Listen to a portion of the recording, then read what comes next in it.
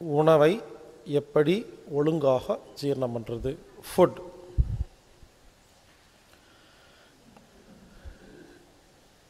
ஏற்கனவே பார்த்தோம். சாப்பாடு, தண்ணி, தூக்கம், மூச்சுக்காத்து, உழைப்பு, மனது 6 விஷயத்தை ஒழுங்கு பண்ணால் நமது ரத்தம் சுத்தமாகும்னு பார்த்தோம். இப்போ அதில் முதல் ஸ்டெப், உணவை எப்படி சாப்பிட்டா அதை நல்லபடியாக ஜீரணம் பண்ணுறதுன்னு இப்போ நாம் கற்றுக்க போகிறோம். அதில் ஒரு முக்கியமான விஷயம் என்னென்னா, முதல் பாயிண்ட், 3 மாதத்துக்கு ஒருக்கா கண்டிப்பாக பேதிக் சாப்பிடணும். என்னதான் ஒழுங்காக சாப்பிட்டாலும் வயிற்றுக்குள்ள பித்தம் குப்பையெல்லாம் தேங்கிரும், குடலில் நிறைய புழு பூச்சியெல்லாம் தங்கிரும். நல்லா புரிஞ்சுக்குங்க, என்னதான் ஒழுங்காக சாப்பிட்டாலும் 3 மாதத்துக்கு ஒருக்கா பேதிக் சாப்பிட்டா தான் சாப்பிட்ட சாப்பாடு உடம்புல ஒட்டும். பல பேர் பார்த்தீங்கன்னா, நான் நல்லா தாங்க சாப்பிட்றேன், எல்லாமே கரெக்டுங்க, ஆனால் உடம்புல தெம்பே இருக்காது. ஏன்னு கேட்டால் குடலில் புழு பூச்சி நிறையா இருக்கும். சாப்பிட்டே இருப்பாங்க, இந்த புழு பூச்சி சாப்பிட்டுட்டு மறுபடியும் சாப்பாடு கொடுன்னு கேட்டிருக்கோம். சில பேர் பாருங்கள், நிறைய சாப்பிடுவாங்க, உடம்புல தெம்பு இருக்காது. காரணம் இதுதான், பித்தம் ஓவர் ஆனாலும் புழுப்பூச்சி அதிகமானாலும் ஜீரணம் ஆகாது. அதனால் முதல் பாயிண்ட், 3 மாதத்துக்கு ஒருக்கா பேதிக் சாப்பிடணும். பேதிக் எப்படி சாப்பிடணுங்கிறத நம்ம ஏற்கனவே நல்லா விளக்கமாக பார்த்துட்டோம். அது பிரகாரம் சாப்பிடணும். சில பேர் நம்ம உட்கார்ந்துருக்கும் பொழுது இந்த மலம் போகிற இடத்துல ஏதோ புழு பூச்சி நெளிகிற மாதிரி சில நேரத்தில் சில பேர்த்துக்கு ஒரு தோணும் இல்லைங்களா? அது தோணும் உள்ளேருந்து, நம்ம அதை பெருசாக கண்டுக்க மாட்டோம். அதுதாங்க எல்லா பிரச்சனையும் பண்ணிகிட்ருக்கு. ஸோ ஃபஸ்ட்டு பாயிண்ட், 3 மாதத்துக்கு ஒருக்கா கண்டிப்பாக பேதிக் சாப்பிடணும். இரண்டாவது பாயிண்ட், பல பேர் நினச்சிட்டு இருக்கிறாங்க, நான் உணவை எப்படி சாப்பிடணும்னு சொல்லி கொடுப்பேன்னு சொன்ன உடனே இவர் இதெல்லாம் சாப்பிடுங்க, இதெல்லாம் சாப்பிட வேண்டாம்னு சொல்லுவார்னு. இல்லை, என்ன வேணாலும் சாப்பிட்லாம். பல பேர்த்துக்கு சந்தோஷம், ஆஹா இந்த மாதிரி வைத்தியத்துக்கு நாங்கள் போகவே இல்லை, சூப்பர் வைத்தியங்க, கேட்குறக்கே குழுகுலுன்னு இருக்கு. ஒருவேளை கொஞ்சமாக சாப்பிடணும்னு சொல்லுவீங்களா? இல்லை, எவ்வளோ வேணாலும் சாப்பிட்லாம். ஓ, அது வேறையா? ஆமாங்க, என்ன வேணாலும் சாப்பிட்லாம், எவ்வளோ வேணாலும் சாப்பிட்லாம், மனசுக்கு பிடிச்ச மாதிரி சாப்பிட்லாம், ஆசைதீர சாப்பிட்லாம், எல்லாத்துக்கும் ஒரே சந்தோஷம். ஆஹா, இந்த மாதிரி ஒரு தெரப்பிக்கு நாங்கள் போனதே இல்லையே, வர்றேன், கடைசியாக வர்றேன். ஒரே ஒரு கண்டிஷன் என்ன தெரியுமா? பசி எடுத்தாதான் சாப்பிடணும். நான் ஒன்றுமே கேட்கல, என்ன வேணால் சாப்பிடுங்க, எவ்வளோ வேணாலும் சாப்பிடுங்க, மனசுக்கு பிடிச்ச மாதிரி சாப்பிடுங்க, ஆசைதீர சாப்பிடுங்க. ஒரே கண்டிஷன், பசி எடுத்தால் மட்டுமே சாப்பிட வேண்டும். பசின்னா என்ன? பசின்னா என்னன்னா, வாயு வயிறு குடல்ல ஜீரண சுரப்பி எல்லாம் சுரந்துட்டு எல்லாம் ரெடியாகி, ஹலோ இப்போ சாப்பிடுங்க, நீங்கள் சாப்பிட்ற சாப்பாட்டில் நல்ல சர்க்கரை, நல்ல கொழுப்பு, நல்ல புரோட்டீனை நான் தயாரி பண்ணி ரத்தத்தில் கலக்கிறேன் அப்படின்னு வயிறு உடம்பு நம்மகிட்ட சொல்கிற பாஷைக்கு பேர் தான் பசி. புரிஞ்சுக்கங்க, பசி எடுத்து சாப்பிட்டா மருந்து, பசி இல்லாமல் சாப்பிட்டா அது ஒரு சாதாரண உணவு, அவ்வளோதான். புரிஞ்சுக்குங்க, பசி எடுத்து சாப்பிட்டா நல்லது, பசி எடுக்காம சாப்பிட்டா நல்லது இல்லை. இந்த இடத்துல ஒரு முக்கியமான விஷயம் சொல்கிறேன். நான் இதுக்கு முன்னால் நிறையா பேசின வீடியோவெல்லாம் பார்த்துருப்பீங்க. அதில் பசி எடுத்து சாப்பிட்டா மருந்து, பசி இல்லாமல் சாப்பிட்டா குப்பை, விஷம், நோயின்னு பேசியிருப்பேன். இப்போ நான் கொஞ்சம் மாற்றி இருக்கிறேன். இனிமேல் நான் பாருங்கள், நல்லது இல்லைன்னு சொல்லுவேன். அப்போ நீங்களே புரிஞ்சுக்குங்க, ரொம்ப மோசமான வார்த்தைகள்லாம் வச்சுக்கங்க. ஏன்னா எனக்கு சொல்கிறக்கே பிடிக்கல அந்த வார்த்தைகள்லாம் இனிமேல். ஏன்னா எதை பற்றி பேசுகிறோமோ அதுவாக மாறிடுவோன்னு சொன்னா நானே நிறைய கெட்ட வார்த்தையெல்லாம் பேசிகிட்டு இருக்கிறேன். நிறுத்திட்டேன். புரிஞ்சுக்குங்க, இனிமேல் நான் பேசுகிற வார்த்தைகளில் நல்லது இல்லைன்னு சொன்னாவே அது ரொம்ப மோசமானதுன்னு புரிஞ்சுக்குங்க. தனியாக சொல்லிட்டு இருக்க மாட்டேன். அதனால் நல்லா புரிஞ்சுக்குங்க, பசி எடுத்து சாப்பிட்டா மருந்து, பசி இல்லாமல் சாப்பிட்டா நல்லது கிடையாது. அதனால் இனிமேல் யாராக இருந்தாலும் பசி எடுத்து சாப்பிடுங்கள். இதைத்தான் திருவள்ளுவர் சொன்னார். மருந்தன வேண்டாவாம் யாக்கைக்கு அருந்தியது அற்றது போற்றி உணேன். அவர் என்ன சொல்றாரு? மருந்து பாருங்க, யாக்கைன்னா உடம்பு. திருவள்ளுவர் சொல்றாரு உடம்புக்கு மருந்து மாத்திரை வேண்டாங்க. எப்போ? பசி எடுத்து சாப்பிட்டா போதும். சாப்பிட்டு ஜீரணமாகி மறுபடியும் பசி எடுத்து சாப்பிட்டீங்கன்னா உங்களுக்கு மருந்து மாத்திரையே வேண்டான்னு திருவள்ளுவர் சொல்றாரு. அதனால தயவு செய்து புரிஞ்சுக்குங்க. செகண்ட் பாயிண்ட், பசி எடுத்தாதான் சாப்பிடணும். டிவி, பேப்பர், இன்டர்நெட்ல எல்லாம் நேரத்துக்கு ஒழுங்கா சாப்பிடுங்க, நேரத்துக்கு ஒழுங்கா சாப்பிடுங்கன்னு கத்துறாங்கல்ல. இந்த கூட்டத்தில் எத்தனை பேருங்க நேரத்துக்கு ஒழுங்கா சாப்பிட்றீங்க? யாரெல்லாம் நேரத்துக்கு ஒழுங்கா சாப்பிட்றீங்களோ உங்களுக்கு எல்லா பிரச்சனையும் வரும். இங்க பாருங்க, நேரத்துக்கு ஒழுங்கா சாப்பிட்றதுங்கிறது வேற, பசி எடுத்து சாப்பிட்றதுங்கிறது வேற. ரெண்டுக்கு நிறைய வித்தியாசம் இருக்கு. அதை புரிய வைக்கிட்டா? ஒரு வீட்டில் ஒரு அம்மா என்ன பண்றாங்க, காலையில் 8 மணிக்கு 5 இட்லி சாப்பிட்றாங்க. எந்த வேலை வெட்டிக்கும் போறதில்ல. பெரிய பணக்கார வீட்டம்மா, எல்லா வேலைக்கும் ஆள் இருக்காங்க, மெய்டு வேலைக்கு ஆளு. உட்காந்துட்டு டிவி பார்க்குறாங்க. ஒரு 11 மணிக்கு சொந்த பந்தங்கள் உட்காந்துட்டு சக்திக்கு ரேஷ்மிக்கு சண்டை உட்காந்துட்டு அழுதுட்டு இருக்காங்க. அப்புறம் பொம்மலாட்டம், வெள்ளை தாமரை, பொண்ணு ஊஞ்சல். அதில் சுரேஷ் போய் கொடுமைப்படுத்துறான் அந்த நந்தினியை, உட்காந்து அழுதுட்டு. அதுக்கப்புறம் வள்ளி வேற வந்துருச்சு. 2:30 மணி ஆகி போச்சு. டைம் பார்க்குறாங்க, ஐயோ 2:30 மணி ஆகி போச்சா, மதிய சாப்பாட்டை மறந்தே போயிட்டேன்ட்டு ஓடி போய் எடுத்து அள்ளி அள்ளி கொட்டிக்கிறீங்களே, அதான் மறந்து போச்சல, அப்புறம் சோத்து பார்க்க போறீங்க. புரிஞ்சுக்குங்க, 2:30 மணி டைம் ஆச்சு. பட் பசிச்சுதா? இல்லை இல்லை. அப்போ பசி எடுக்கல என்ன அர்த்தம்? காலைல சாப்பிட்ட இட்லி இன்னும் ஜீரணமாகலன்னு அர்த்தம். நல்ல சக்கரை நல்ல கொழுப்பா இன்னும் மாறலன்னு அர்த்தம். புதுசா ஜீரணத்துக்கு சுரப்பிகள் சுரக்கலன்னு அர்த்தம். இப்போ டைமை மட்டும் பார்த்துட்டு மதிய சாப்பாடு சாப்பிட்டா இந்த சாப்பாடு ஜீரண சுரப்பிகளே இல்லையா? அப்போ ஒழுங்கா ஜீரணமாகாம கெட்ட சக்கரை கெட்ட கொழுப்பா போய் எல்லா வியாதியும் உண்டு பண்ணுமா? ஏற்கனவே சாப்பிட்ட இட்லியும் கெடுத்துருமா? புரிஞ்சுக்கங்க, நமக்கு ஆரோக்கியம் கெட்டு போறதுக்கு அடிப்படை காரணம் என்னன்னா, பசி இல்லாம சாப்பிட்ற ஒவ்வொரு வாய் சாப்பாடும். அதனால டைம் பார்த்து சாப்பிடாதீங்க, பசி எடுத்தா சாப்பிட்டா போதும். இன்னொரு வீட்டில் இன்னொரு அம்மா என்ன பண்றாங்க, காலைல 8 மணிக்கு 5 இட்லி சாப்பிட்றாங்க. மாடு மாறி மாங்குன்னு எல்லா வேலையும் செய்யறாங்க. ஒரு 11 மணிக்கு கபகபான்னு பசிக்குது, உடம்பு கேட்குது. இவங்க என்ன பண்றாங்க, டைமை பார்த்துட்டு 11 மணி தான் ஆச்சா, நான் 2 மணிக்கு தான் சாப்பிடுவேன், ஏன் லஞ்ச் டைம் 2 மணின்னு வெயிட் பண்ணிட்டு இருந்தா அதுவும் நல்லது கிடையாது. ஏன்? 11 மணிக்கு பசிக்குது, வயிறு கேட்குதா இல்லையா, சாப்பிடுன்னு சொல்லி சாப்பிட்டு போக வேண்டியதானே. இப்ப 11 மணிக்கு பசி எடுத்து 2 மணிக்கு சாப்பிட்டா 12, 1, 2, 3 மணி நேரம் டிலேவா, லேட்டா? அப்ப 3 மணி நேரத்துல அந்த ஜீரண சுரப்பிகள்லாம் நீர்த்து போயிருக்குமா? யோசிச்சு பாருங்க, இதுவும் தப்பு தானே. என்ன சொல்ல வரேன்னா, நல்லா கேட்டுக்குங்க, பசி எடுத்தா சாப்பிடணுங்கிறதா உண்மையே தவிர இனிமேல் நேரமே பார்க்காதீங்க. பசி எடுத்து சாப்பிடாம இருந்தாலும் நல்லதில்ல, பசி எடுக்காம சாப்பிட்டாலும் நல்லது கிடையாது. அதனால இனிமேல் இங்க பாருங்க, வாட்சுக்கும் டைமுக்கும் சாப்பாட்டு டைமுக்கும் சம்பந்தமே கிடையாதுங்க. எப்ப பசிக்குதோ அப்பதான் சாப்பிடணும். ஒரு முறை சாப்பிட்டா மறுபடியும் அடுத்த பசி வரைக்கும் காத்திருக்கணும். இதுதான் சாப்பாட்டு சாப்பிட்ற முறை. அதனால எல்லாரும் நல்லா கவனிங்க. 2வது முக்கியமான பாயிண்ட், இனிமேல் பசி எடுத்தால்தான் சாப்பிடணும். இங்க பாருங்க, இந்த மாதிரி மேடையில் உட்காந்து மைக்கு பிடிச்சி பேசுறது ரொம்ப ரொம்ப சுலபம், செய்யறது கஷ்டம் தெரியும். ஒரு கம்பெனியில் வேலை செய்கிறீங்க, 1 மணிக்கு போயிட்டு 2 மணிக்கு வான்னு சொல்ல போகிறாங்க லஞ்ச் டைம். அப்போ போய் எனக்கு பசி இல்லை சார், நான் சாப்பிட மாட்டேன் அப்படின்னு சொன்னால் வேலையை விட்டு துரத்தி விட்ருவாங்க. ஒரு காலேஜ் ஸ்கூலில் படிக்கிற குழந்தைகள் இருக்குது, 12 மணிக்கு போயிட்டு 1 மணிக்கு வான்னு சொல்கிறாங்களா லஞ்ச் டைம், சாப்பிட்டு தான் ஆகணும். அதை விடுங்க, பசி எடுத்தாதான் சாப்பிடணும்னு சொல்ற நம்ம கிளாஸ்லயே இன்னைக்கு 1:30 மணிக்கு போயிட்டு 2:30 மணிக்கு வாங்கன்னு சொல்ல போறேன். உங்களுக்கு பசி இருக்கோ இல்லையோ சாப்பிட்டு வந்து தான் ஆகணும், நானும் சாப்பிட்டு வந்து தான் ஆகணும். புரிஞ்சுக்குங்க, பிராக்டிக்கல் டிஃபிகல்ட்டி இருக்கு, நடைமுறையில் சில சிக்கல் இருக்கு, நான் ஒத்துக்கிறேன். பட் அதுக்கு உடம்பெல்லாம் ஒத்து வராது, உடம்புக்கு தெரியாது, அது ரூல்ஸ் தான். புரிஞ்சுக்குங்க, நான் என்ன சொல்ல வரேன்னா, ஒரு நாளைக்கு 3 நேரம் சாப்பிட்றோமா, மாசம் 90 முறை சாப்பிட்றோமா, 90 முறையும் பசி எடுத்து சாப்பிடுங்கன்னு சொல்ல வரல, அது ரொம்ப கஷ்டம், முடியாது, எனக்கு தெரியும். நான் என்ன சொல்றேன், மாதத்தில் 10 முறை பசி எடுத்து சாப்பிட்டாவே ஆரோக்கியம் கிடைக்கும்.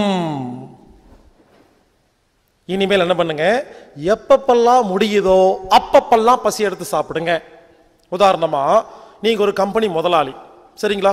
நீங்க டைம் பார்த்து சாப்பிடணும், நினைச்சா சாப்பிடலாமா இல்லையா?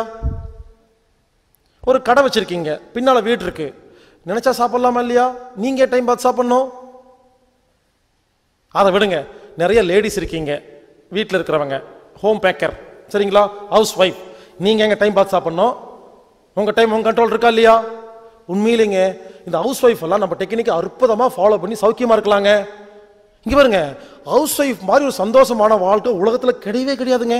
யாரோ சம்பாரிச்சு வந்து கொடுக்குறாங்க, சாப்பிட்டு டிவி பார்த்துட்டு சும்மா இருக்கிறது என்ன உங்களுக்கு? இப்போ எனக்கெல்லாம் அந்த மாதிரி கிடைச்சா வீட்டோட மாப்பிள்ளை போய் செட்டில் ஆயிருவேன் போயிட்டு.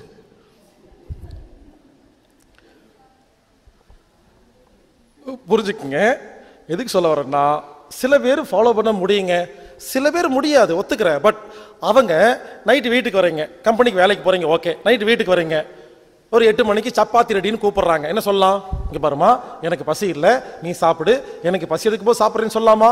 எப்படி நைட்டு 1 மணிக்கு தான் தூங்க போறீங்க? புரிஞ்சுக்குங்க, ஞாயிற்றுக்கிழமை லீவு, சாப்பாடு ரெடின்னு கூப்பிடுறாங்க, ஏன் போய் சாப்பிட்றீங்க? நான் சொல்றது புரிஞ்சுங்களா? எல்லா நேரத்துலையும் பசி எடுத்து சாப்பிட முடியாது, ஒத்துக்கிறேன். ஆனா எப்பப்பெல்லாம் முடியுதோ அப்பப்பெல்லாம் பசி எடுத்து சாப்பிடலாமா இல்லையா? இனிமேல் பசி எடுத்து சாப்பிட்றதுக்காக காத்திருங்கள். எப்பப்பெல்லாம் முடியுதோ அப்பப்பாவது சாப்பிடுங்க. இங்க பாருங்க, இனிமேல் டெய்லி நைட்டு தூங்குறதுக்கு முன்னால கண்ணை மூடி 1 நிமிஷம் யோசிங்க, இன்னைக்கு ஒரு நேரமாவது பசி எடுத்து சாப்பிட்டீங்களான்னு யோசிங்க, சரியா? ஒரு டைரி வச்சுக்கோங்க, இன்னைக்கு ஒரு நேரம் பசி எடுத்து சாப்பிட்டுச்சுன்னா அந்த டைரியில் ஒரு கோடு போடுவீங்க, சரிங்களா? இங்க பாருங்க, இது ரெகுலரா ஃபாலோ பண்ணணும். நான் திடீர்னு உங்க வீட்டுக்கு என்னைக்காவது வருவேன், டைரி கேட்பேன், எடுத்து கொடுக்கணும், செக் பண்ணி பாப்பா, கணக்கு போட்டு மாசத்துல குறைஞ்சது 10 கோடு இருக்கணும். அதுக்காக 10 கோடு போட்டு முடிச்ச உடனே இந்த மாசம் கோட்டா முடிஞ்சு போச்சுன்னு தப்பு தப்பா சாப்பிடக்கூடாது. குறைஞ்சபட்சம் 10, அதிகபட்சம் 90 முயற்சி பண்ணுங்க. அதனால 2வது பாயிண்ட் எல்லாரும் நல்லா கேட்டுக்கங்க, இந்த 5 நாள்ல இந்த பாயிண்ட் தான் ரொம்ப ரொம்ப ரொம்ப ரொம்ப முக்கியமான வெயிட்டேஜான பாயிண்ட். பசி எடுத்தால் தான் சாப்பிடணும்.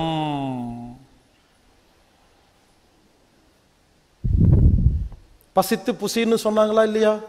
அதனால இனிமேல் பசி எடுத்தா சாப்பிட்றதுக்கு முயற்சி பண்ணுங்க. இதுல ஒரு காமெடி என்னன்னா, நான் ஒவ்வொரு நாளும் ஒவ்வொரு ஊர்லயும் போய் பசி எடுத்தா சாப்பிடுங்க, பசி எடுத்தா சாப்பிடுங்கன்னு பிரச்சாரம் பண்றேன். பேசி முடிச்சுட்டு வீட்டுக்கு போன உடனே என்னுடைய மெயில் ஐடிக்கு நிறைய மெயில் வருது. எப்படி தெரியுமா வருது? சார் பசி எடுத்து சாப்பிடுங்க, பசி எடுத்து சாப்பிடுங்கன்னு சொல்லி நீங்க கத்துறீங்களே, can you please define what is mean by pasi? சில பேர் அனுப்புறாங்க. சில பேருக்கு பசி தெரியலையாமா. உள்ள விட்டுக்கிட்டே இருந்தா எப்படி தெரியும்? Stop the nonsense. உள்ள விட்டுக்கிட்டே இருக்க வேண்டியது, அப்புறம் எப்படி பசி தெரியும்? வெக்கம் இல்லாம ஃபோன் பண்ணி, சார் அந்த பசின்னா எப்படி இருக்கும்? யாருக்காவது தெரியலையா? எங்க வீட்டுக்கு வாங்க, ஒரு ரூம்ல பூட்டி வச்சிருவேன், 7 நாளைக்கு தண்ணி மட்டும் தான் கொடுப்பேன், சோறே கொடுக்க மாட்டேன். ஐயோ அம்மா பசிக்குதுன்னு கத்துவீங்க, இப்ப தெரிஞ்சு போச்சா போன்னு துரத்தி விட்டுருவேன். உண்மையிலேங்க இப்பெல்லாம் யாருக்குமே பசியே தெரியல, அது என்னன்னு கேட்குறாங்க. அந்த அளவுக்கு நம்ம வாழ்ந்துட்டு இருக்கிறோம். புரிஞ்சுக்குங்க, பசி எடுத்தால் சாப்பிடணும், இது ரொம்ப ரொம்ப ரொம்ப முக்கியமான ஒன்று. இங்க பாருங்க, இதை கோட்டை விட்டுட்டு இதுக்கப்புறம் நிறைய பாயிண்ட் சொல்லுவேன், அதெல்லாம் ஃபாலோ பண்ணி பிரச்சனை ஒன்றும் பெரிய விஷயம் இல்லை. இதுதான் வெயிட்டேஜ் அதிகம். 3வது பாயிண்ட், சாப்பிடும் பொழுது எச்சில் கலந்து சாப்பிடணும். எச்சில் கலந்த சாப்பாடு மருந்து, எச்சில் கலக்காத சாப்பாடு உடம்புக்கு நல்லது கிடையாது. எச்சில் இருக்கு இல்லையா, அதுல ஏகப்பட்ட என்சைம் இருக்கு. இது என்ன பண்ணுது? சாப்பாட்டில் உள்ள மூலக்கூறுகளை, கார்போஹைட்ரேட், புரோட்டீன், விட்டமின் இருக்கு இல்லையா, அந்த மூலக்கூறுகளை பிரிப்பது எச்சில் தாங்க. உண்மையிலேயே சொல்ல போனா எச்சில் தான் ஜீரண உறுப்புங்க, வாய் தான் ஜீரண உறுப்புங்க. நான் கேட்கிறேன், வாய் மட்டும் நம்ம கண்ட்ரோல் இருக்கு இல்லையா, வயிறு நம்ம கண்ட்ரோல் இருக்கா, குடல் கண்ட்ரோல் இருக்கா? அப்போ இங்க ஒழுங்கா ஜீரணமானாதானே அங்க ஒழுங்கா ஜீரணமாகும். வயிற்றுல யாராவது ஜீரணம் பண்றதுக்கு இன்ஸ்ட்ரக்ஷன் கொடுக்குறோமா? அது ஆட்டோமேட்டிக் நடக்குதா? ஆனா வாய் நம்ம கண்ட்ரோல் இருக்கா? நல்லா கேட்டுக்குங்க, உணவும் எச்சிலும் கலந்தா எச்சில்ல டைலின் அமிலேஸ்னு ஒரு என்சைம் இருக்கு, அதுதான் சர்க்கரையை நல்ல சர்க்கரையா மாத்துற என்சைம். யாரெல்லாம் எச்சில் கலந்து சாப்பிட்றீங்களோ நல்ல சர்க்கரை, சர்க்கரை நோய் குணமாயிரும். யாரெல்லாம் எச்சில் கலக்காம சாப்பிட்றீங்களோ கெட்ட சர்க்கரை, சர்க்கரை நோய் வரும், சர்க்கரை நோய் குணமாகாது. புரிஞ்சுக்குங்க, இது வரைக்கும் எப்படி சாப்பிட்டு இருப்போம்? எல்லாரும் வாயை பாருங்க, எப்படி சாப்பிடுவோம்?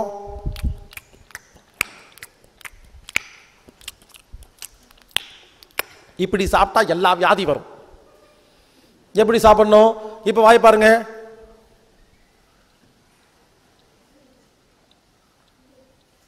அதுக்கும் இதுக்கு என்ன வித்தியாசம்?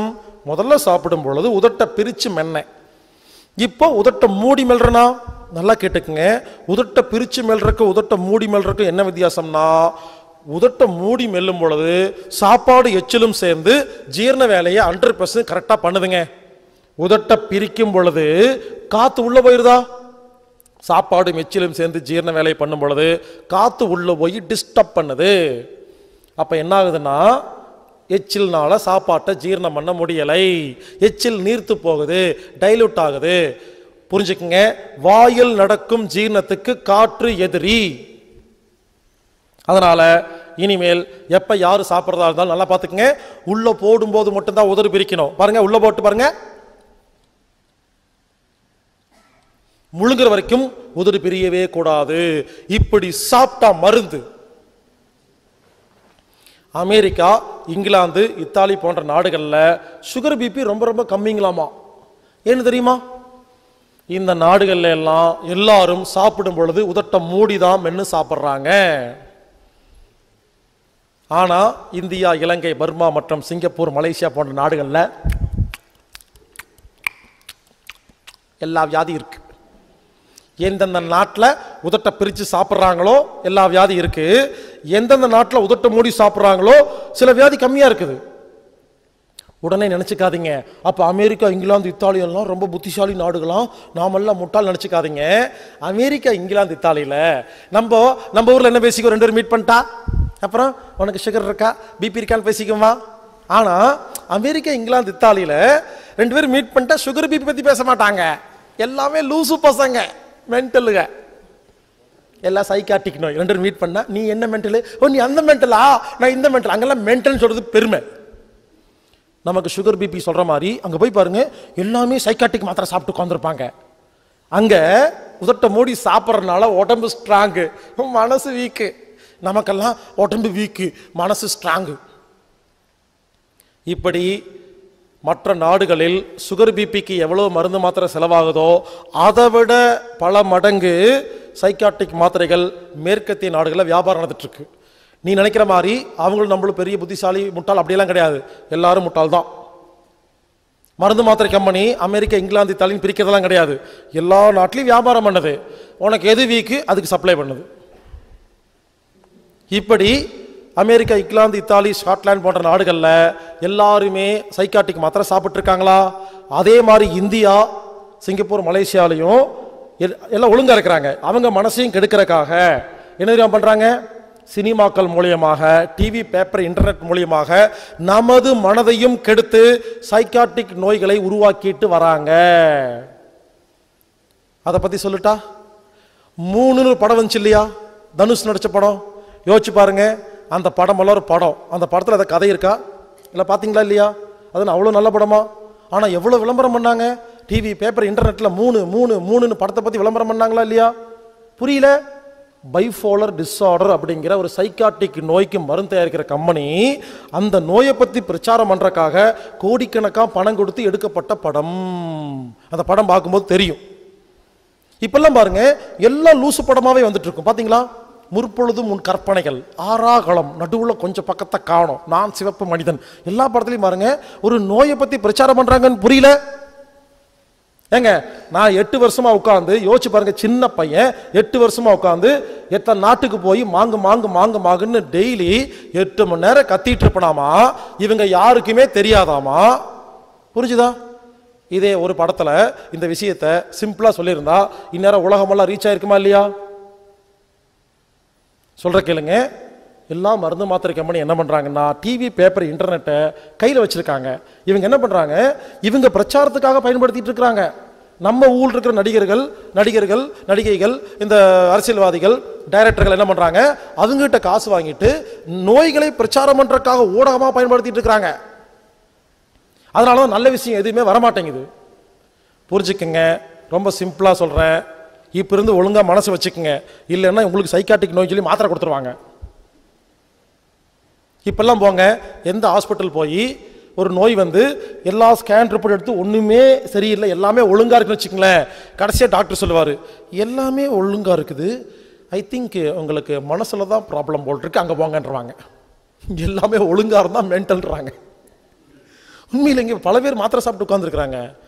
அவங்க சொல்கிறாங்க ஸ்கேன் பண்ணி பார்த்தாங்க எல்லாமே கரெக்டாக இருக்குது, அப்புறம் உங்களுக்கு ஏன் தலைவலி வருது, I think it's kind of அப்படின்னு சொல்லி ஒரு பேர் வச்சு, என்னமோ சோமியா மீமியா சேமியான்னு ஒரு பேர் வச்சு ஏதோ ஒரு பேர் வச்சுருவாங்க, நோய், சைக்காட்டிக் நோய்.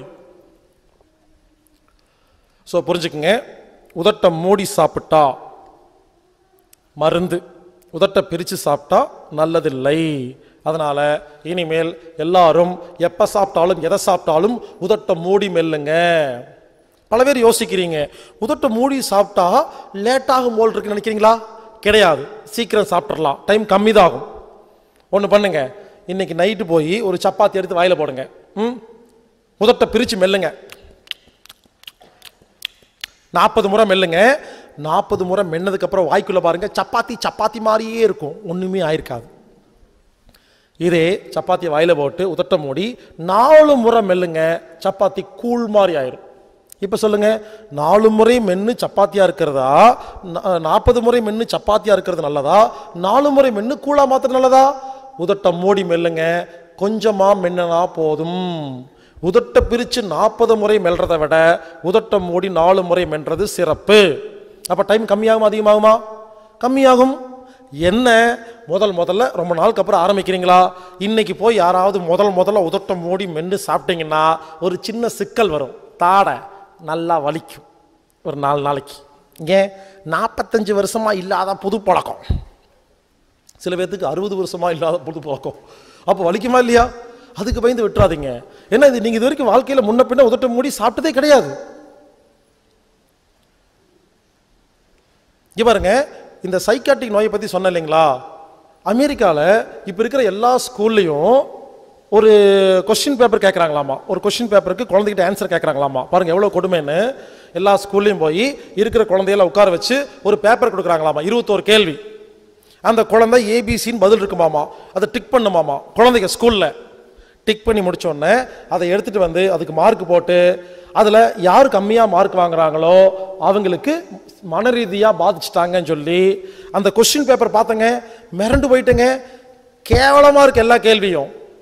அம்மா அடித்தா அழுவியா, இது ஒரு கேள்வி. அதுக்கு ஏபிசி, சிரிப்பேன் அழுவேன் கத்துவேன், இப்படி ஏதாவது கேள்விங்க கேவலமா. அந்த கேள்விக்கு பதிலாமா அந்த ரிசல்ட் பேப்பர் பார்த்தேன், எப்படி தெரியுமா இருந்துச்சு? கேள்விக்கு பதில் எடுத்து அந்த மார்க் போடுற இடத்துல எவ்வளோ மார்க் எடுத்தா எந்த சைக்காட்டிக் நோய் எந்த மாத்திரை சாப்பிடணும், இதான் அந்த கேள்வி அந்த ஆன்சர் பேப்பரில் இருக்கு. இதை டிக் பண்ணி கையில் கொடுத்து என்ன பண்ணுறாங்களாமா, ஸ்கூலில் எல்லாத்துக்கு முன்னாலையும் 100 பேர்த்த டெஸ்ட் பண்ணி 10 பேர்த்த கூட்டிகிட்டு வந்து இந்த 10 பேருக்கு இந்த மாதிரி சைக்காட்டிக் நோய் இருக்குது அப்படின்னு சொல்லி மாத்திரை கொடுத்தா, யோசிச்சு பாருங்க, நல்லா இருக்கிற குழந்தை இதுக்கப்புறம் பைத்தியம் பிடிச்சிருமா? எல்லாரும் கிண்டல் பண்ணுவாங்களா? இந்த 10 பேர்த்துக்கு பைத்தியம் சொல்லுவாங்களா இல்லையா? அப்புறம் உண்மையாக பைத்தியமாக மாறிடுவானா இல்லையா? நான் ஏன் தெரியுமா இந்த கதையெல்லாம் சொல்லிட்டு இருக்கிறேன்? இங்கே இருக்கிற எல்லாரும் தான் ஒரு நாளைக்கு மினிஸ்டராக போகிறீங்க, எம்எல்ஏ ஆக போகிறீங்க, எஜுகேஷன் ஏதோ ஒர்க்கில் இருப்பீங்க, எனக்கு தெரியாது. இந்த வீடியோ யாரோ பார்த்துட்டு இருக்கலாம். யார் பார்க்குறாங்களோ எல்லாம் மாற்றணும். நான் மட்டும் கத்திட்டு இருந்தால் பத்தாது, நான் சொல்லுவேன். அவங்க செய்கிறதுக்கு எனக்கு ஆள் வேணும். அவங்கவுங்க கேளுங்க, என்னெல்லாம் பார்க்கலாம் வேண்டாம், வேலையை எடுத்து செய்யுங்க. நம்ம தாங்க மாற்றணும். எத்தனை நாளைக்கு தான் உட்காந்துக்கிட்டு பேசிகிட்டே இருக்கிறது? எனக்கு பேசுறால பிடிக்காதுங்க. எல்லாரும் எப்போ பார்த்தாலும் உட்காந்து டீ கடை பெஞ்சில் போய் உட்காந்துட்டு 2 டீயை வாங்கி குடிச்சிட்டு வவாமா அப்படி இவரு இப்படி. நீ எப்படி டீ சாப்பிட்டு உட்கார்ந்துருக்கிற? என்ன காரியம் பண்ணியிருக்கேன்? இன்னைக்கு ஒரு ஆக்ஷன் எடுத்திருக்கீங்களா? இங்கே பாருங்க, செயல் வீரர்கள் தான் வேணும், வாய்ப்பேச்சு ஆளுக தேவையே இல்லை. எப்போ பார்த்தாலும் உட்காந்து பேசிகிட்டே இருக்கிறது, வேலையை செய்கிறது இல்லை. எனக்கு வேலை செய்யறதுக்கு ஆள் வேணுங்க, செய்யுங்க. வாயில் பேச ஒத்துக்க மாட்டேன். பல பேர் வந்து நான் கேட்குறாங்க, சார் நீங்கள் இது பண்ணுங்க அது பண்ணுங்க இது பண்ணுங்க. நான் ஒரே கேள்வி கேட்பேன், ஏதாவது ஒன்று நீங்கள் பண்ணுங்கன்னா எனக்கு வேலை இருக்கப்ப எனக்கு மட்டும் வேலை இல்லையா? நீங்கள் மட்டும் போவீங்களாமா? காலையில் சாதி சம்பாதிப்பீங்களாமா? உங்கள் குடும்பத்துக்கு சொத்து சேர்த்துவீங்களாமா? எல்லாம் பண்ணுவீங்களாமா? எனக்கு அட்வைஸ் மட்டும் தான் பண்ணுவீங்களா? நீங்கள் வேலை செய்ய மாட்டீங்களா? புரிஞ்சுக்குங்க, எஜுகேஷனை மாற்றணும். எதுக்கு சொல்ல தெரியுமா? புதுசாக இந்தியாவில் பர்மிஷன் கேட்டிருக்கிறாங்க. ஸ்கூலில் இருக்கிற எல்லா குழந்தைக்கு போய் சுகர் டெஸ்ட் பண்ண போகிறாங்களாமா. யோசிச்சு பாருங்க எவ்வளோ கேவலமாக இருக்கும். எல்லா குழந்தைக்கும் சுகர் டெஸ்ட் பண்ணி ஒரு 10 குழந்தைக்கு இன்சுலின் கொடுத்துட்டாங்கன்னா இனிமேல் ஜாமெட்ரி பாக்ஸ் இன்சுலின் எடுத்துட்டு போறதா? இப்ப இருந்தே நாமெல்லாம் புரிஞ்சுக்கிட்டாதான் அந்த மாதிரி நடக்கும் பொழுது அதை எதிர்த்து நின்று அதுல இருந்து வெளியே வர முடியும் நம்மளால. அதனால எல்லாத்துக்கும் சொல்ற கேளுங்க. முதல் பாயிண்ட் பேதிக்கு சாப்பிடணும். ரெண்டாவது பாயிண்ட் பசி எடுத்தா சாப்பிடணும். மூணாவது பாயிண்ட் உதட்ட மூடி மெல்ல மென்னு சாப்பிடணும். சாப்பிடும் பொழுது உதட்டு பிரியவே கூடாது.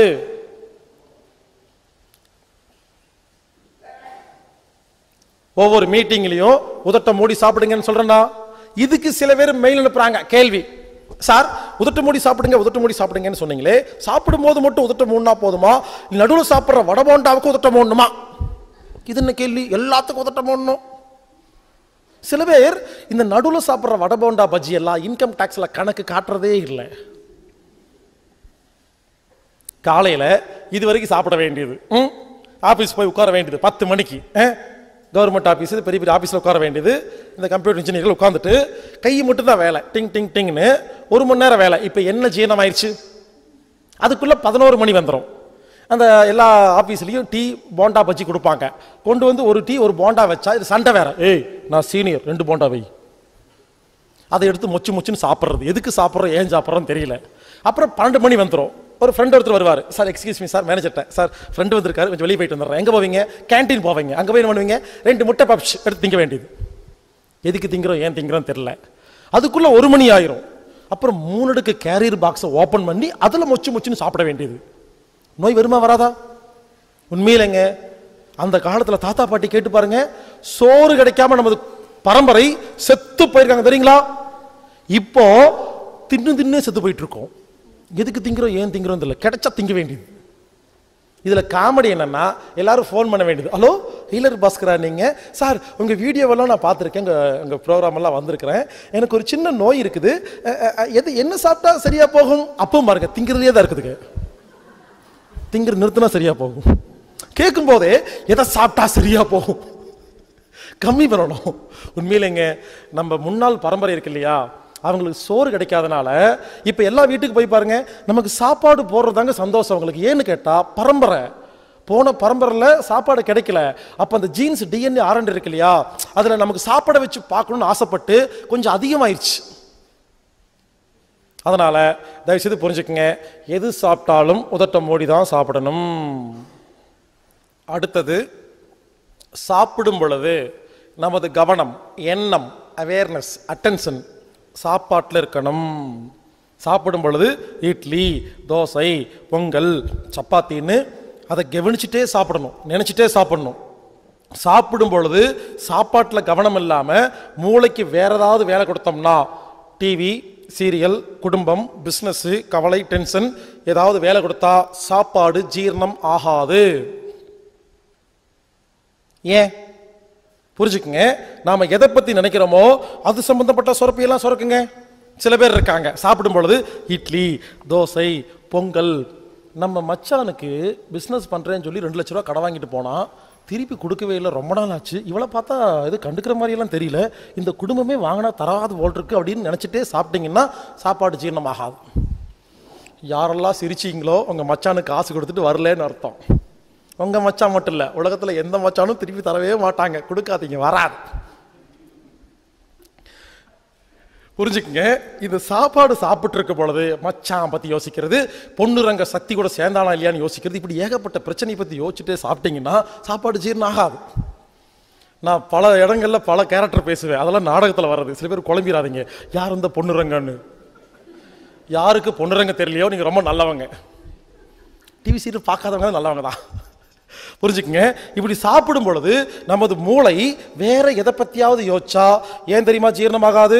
நல்லா கேட்டுக்குங்க, நாம எதை பத்தி யோசிக்கிறோமோ அந்த சுரப்பையெல்லாம் சுரக்கும். உதாரணத்துக்கு இங்க பாருங்க, இப்போ நான் ஒன்று பண்றேங்க, ஒரு பொருளை காமிக்கிறேன் சரியா? லட்டு, எல்லாரும் பாருங்க, லட்டு கற்பனை பண்ணுங்க, கை லட்டு இருக்குன்னு வச்சுங்களேன். லட்டு எல்லாரும் பாருங்க, கை லட்டு இருக்குது. ஓகே, இன்னைக்கு 1:30 மணிக்கு நீங்களாம் சாப்பிட போறீங்க இல்லையா? உங்க எல்லாத்துக்கும் ஒரு லட்டு கொடுக்க போறேன். எல்லாரும் யோசிங்க, கற்பனை பண்ணுங்க, நினைச்சு பாருங்க. இங்க பாருங்க, இது லட்டும் கிடையாது, நாம கொடுக்க போறதும் கிடையாது. ஆனா லட்டுன்னு சொன்ன உடனே பல பேத்துக்கு எச்சில் ஊறிச்சா. ஏன் ஊறிச்சு? புத்தியில லட்டுன்னு சொன்ன உடனே இந்த புத்தி என்ன பண்ணுது, லட்டை ஜீரணம் பண்ண வேண்டிய என்சைமை எல்லாம் சுரக்க விடுதுங்க. ரெக்கார்டு இருக்குது. இப்ப நான் சொல்றேங்க, வேற ஒரு பொருள் காட்டுறேன். எல்லாரும் பாருங்க, வேற ஒரு பொருள் காட்டுறேன். இதை நீங்க முன்ன பின்ன பார்த்ததே இல்லை, சரியா? இனிப்பான ஒரு பொருள், சரியா? ப்ளூவா இருக்கு, கற்பனை பண்ணுங்க. ப்ளூவா இனிப்பா குண்டா ஒன்று இருக்குது. இது நீங்க முன்ன பின்ன பார்த்ததே இல்லை. நான் லண்டன்ல இருந்து வாங்கிட்டு வந்திருக்கேன், சரியா? யாருமே பார்த்ததில்லை. இதுக்கு பேர் சியா முய்யா கையா முய்யான்னு வச்சுக்கோங்களேன். இப்போ சொல்றேன், 1:30 மணிக்கு எல்லாத்துக்கும் சியா முய்யா கையா முய்யாங்கிற ஒரு பொருளை கொடுக்க போறேன். யாருக்காவது எச்சில் ஊருமா? புத்தி மட்டும்தான் வேலை செய்யும். அது என்னது சியா முய்யா கையா முய்யா, ப்ளூவா வட்டமா இருக்குது, இது இனிக்குமா கசக்குமா, இப்படி யோசிப்புமே தவிர எச்சில் ஜீரண சுரப்பி சுரக்காதா? ஏன்? ரெக்கார்டு கிடையாது. இன்னைக்கு 1:30 மணிக்கு உங்களுக்கு எல்லாம் செய்யா முய்யா கொடுத்து நீங்கெல்லாம் சாப்பிட்டு பார்த்துட்டீங்கன்னா, நாளைக்கு மத்தியானம் எடுத்து செய்யா முய்யா கையா முய்யான்னு சொன்ன உடனே எச்சில் சுரந்துடும். ஏன்? ரெக்கார்டு கிரியேட் ஆகுது, புரிஞ்சுக்குங்க. அப்போ இட்லி தோசை சப்பாத்தின்னு நினைக்கும் பொழுது ஏற்கனவே ரெக்கார்டு இருக்கா, அது ஓப்பன் ஆகி ஜீரண சுரப்பிகளை சுரக்க வைக்குது. அதனால அடுத்த பாயிண்ட் என்னன்னா, சாப்பிடும் பொழுது முழு கவனமும், அவேர்னஸ், மனசு, அட்டென்ஷன் சாப்பாட்டில் இருக்கணும். நல்லா கேளுங்க, உணவில் கவனம் வச்சா ஜீரணமாகும். சாப்பிடும் பொழுது வேற ஏதாவது யோசிச்சா ஜீரணமாகாது. இன்னொரு விஷயம், எதை பார்த்து நிறைய எச்சில் சுரக்குதோ அதெல்லாம் கெட்ட பொருள். எதை பார்த்து சுரக்குது யோசிச்சு பாருங்க. பேக்கரியில் விற்கிற எல்லா ஐட்டத்தை பார்த்து சுரக்கும். லட்டு, ஜிலேபி, பூந்தி, ஜாங்கிரி, கேக்கு, இதை பார்த்து எச்சில் சுரக்குதா? ஏன் தெரியுமா? வெள்ளை சர்க்கரையால் செய்யப்பட்ட எந்த ஒரு பொருளை பார்த்தாலும் எச்சில் நிறைய சுரக்கும். ஏன் தெரியுமா? வெள்ளை சர்க்கரை என்பது விஷம். பாருங்க, வெள்ளை சர்க்கரை வாங்கவே கூடாது. அச்சு வெல்லம், உருண்டை வெல்லம், பனங்கருப்பட்டி, பஞ்சாமிர்தம், தேன், சப்பாட்டா பழம் இதெல்லாம் சாப்பிடுங்க, நல்லது. வெள்ளை சர்க்கரை கெட்டது. சர்க்கரை நோயாளிகளுக்கு வெள்ளை சர்க்கரை சாப்பிட்டா வியாதி வந்துடும் முதல்ல சொன்னாங்க. அது மாறி போய் சர்க்கரை நோயாளிகள் இனிப்பு சாப்பிட்டா அப்படின்னு மாற்றி விட்டாங்க. வெள்ளை சர்க்கரை எப்படி தெரியுமா தயாரிக்கிறாங்க? முதல்ல சர்க்கரை தயாரிக்கிறதெல்லாம் சொல்லி கொடுத்துட்றேன், புரிஞ்சுக்குங்க. இந்த கரும்பு இருக்கு இல்லையா, கரும்பை ஜூஸ் போட்டு, கரும்பு ஜூஸ் ரோட்டில் விற்கிறாங்க இல்லையா, அதுதாங்க சர்க்கரை. இந்த கரும்பு ஜூஸ் எடுத்து என்ன பண்ணுவாங்கன்னா, ஒரு குண்டால கொட்டி எரிப்பாங்க. கரும்பு ஜூஸ் சூடாக எரியும் பொழுது அதுக்குள்ள கருப்பு கருப்பாக அந்த அழுக்கெல்லாம் இருக்கு இல்லையா, அதெல்லாம் வரும் தனியாக. மஞ்சளா பொன்னிறத்தில் அந்த சர்க்கரை வரும். அதில் கொஞ்சம் ஹைட்ரோஸு, கொஞ்சம் சுண்ணாம்பு, இதெல்லாம் கொஞ்சம் ஊற்றுவாங்க. ஊற்றினா என்ன தெரியுமா, நல்லா பொங்கி வரும். அப்போ அந்த கருப்பாக இருக்கு இல்லையா, அந்த அழுக்கையில் ஜல்லடை போட்டு எடுத்து அந்த குப்பையை ஓரமாக கொட்டிடுவாங்க.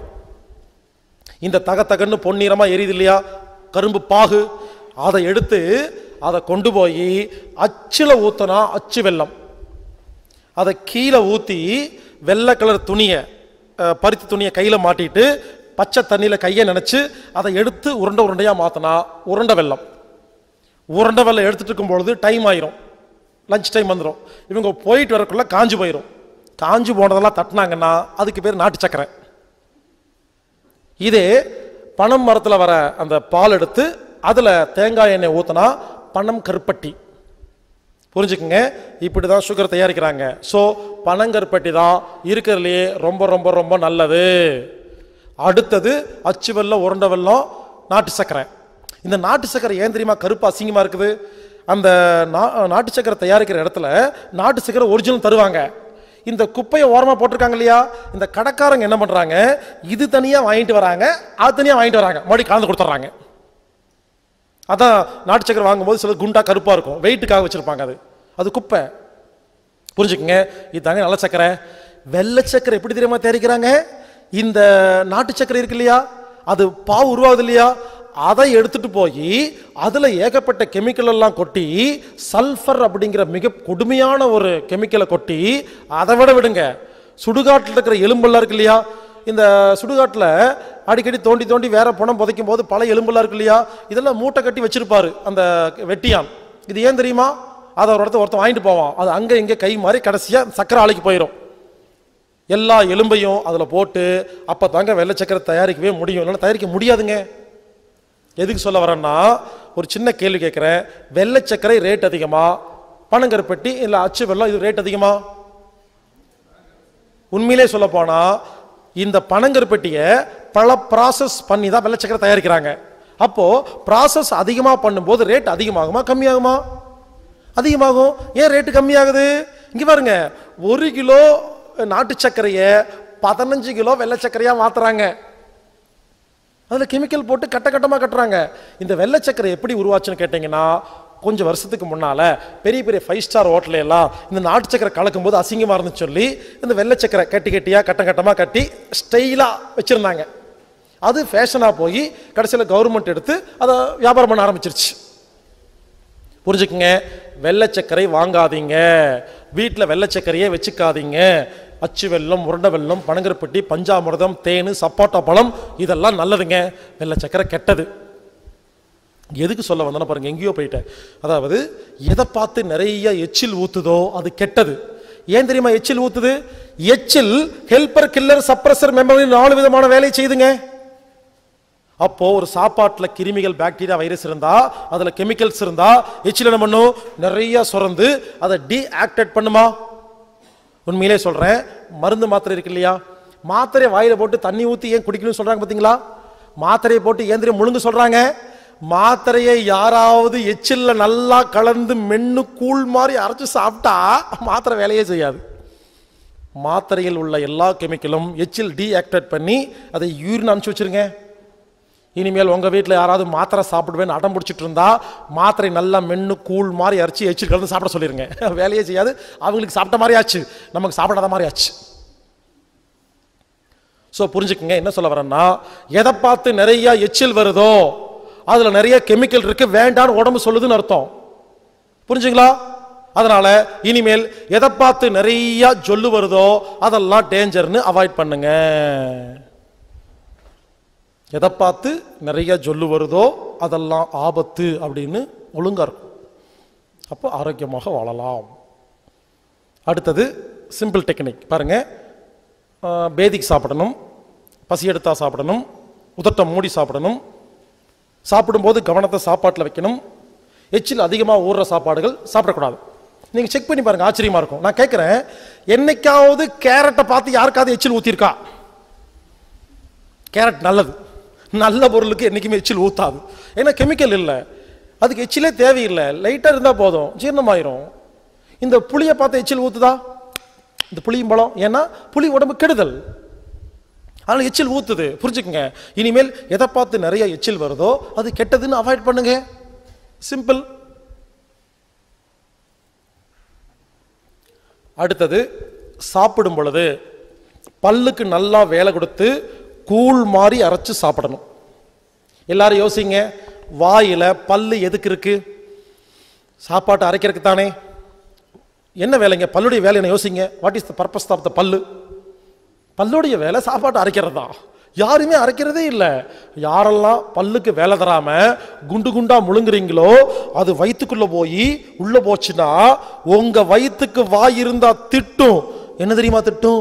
ஏய் அறிவு இருக்கா, எங்கிட்ட என்ன பல்லா இருக்கு, நான் எப்படி மெல்றது, அறிவு இல்லையா திட்டும். வயிற்றுக்குள்ள பல்லு இருக்கா என்னைக்காவது பார்த்துருக்கீங்களா? இல்லை மிக்சி மாதிரி பிளேட் இருக்கா, கிரீன் அடிச்சுட்டு உட்காந்துருக்கா? இல்லை கிரைண்டர் மாதிரி கல்லா இருக்குது. பாவம் வயிறு, அது ஒரு டப்பாங்க.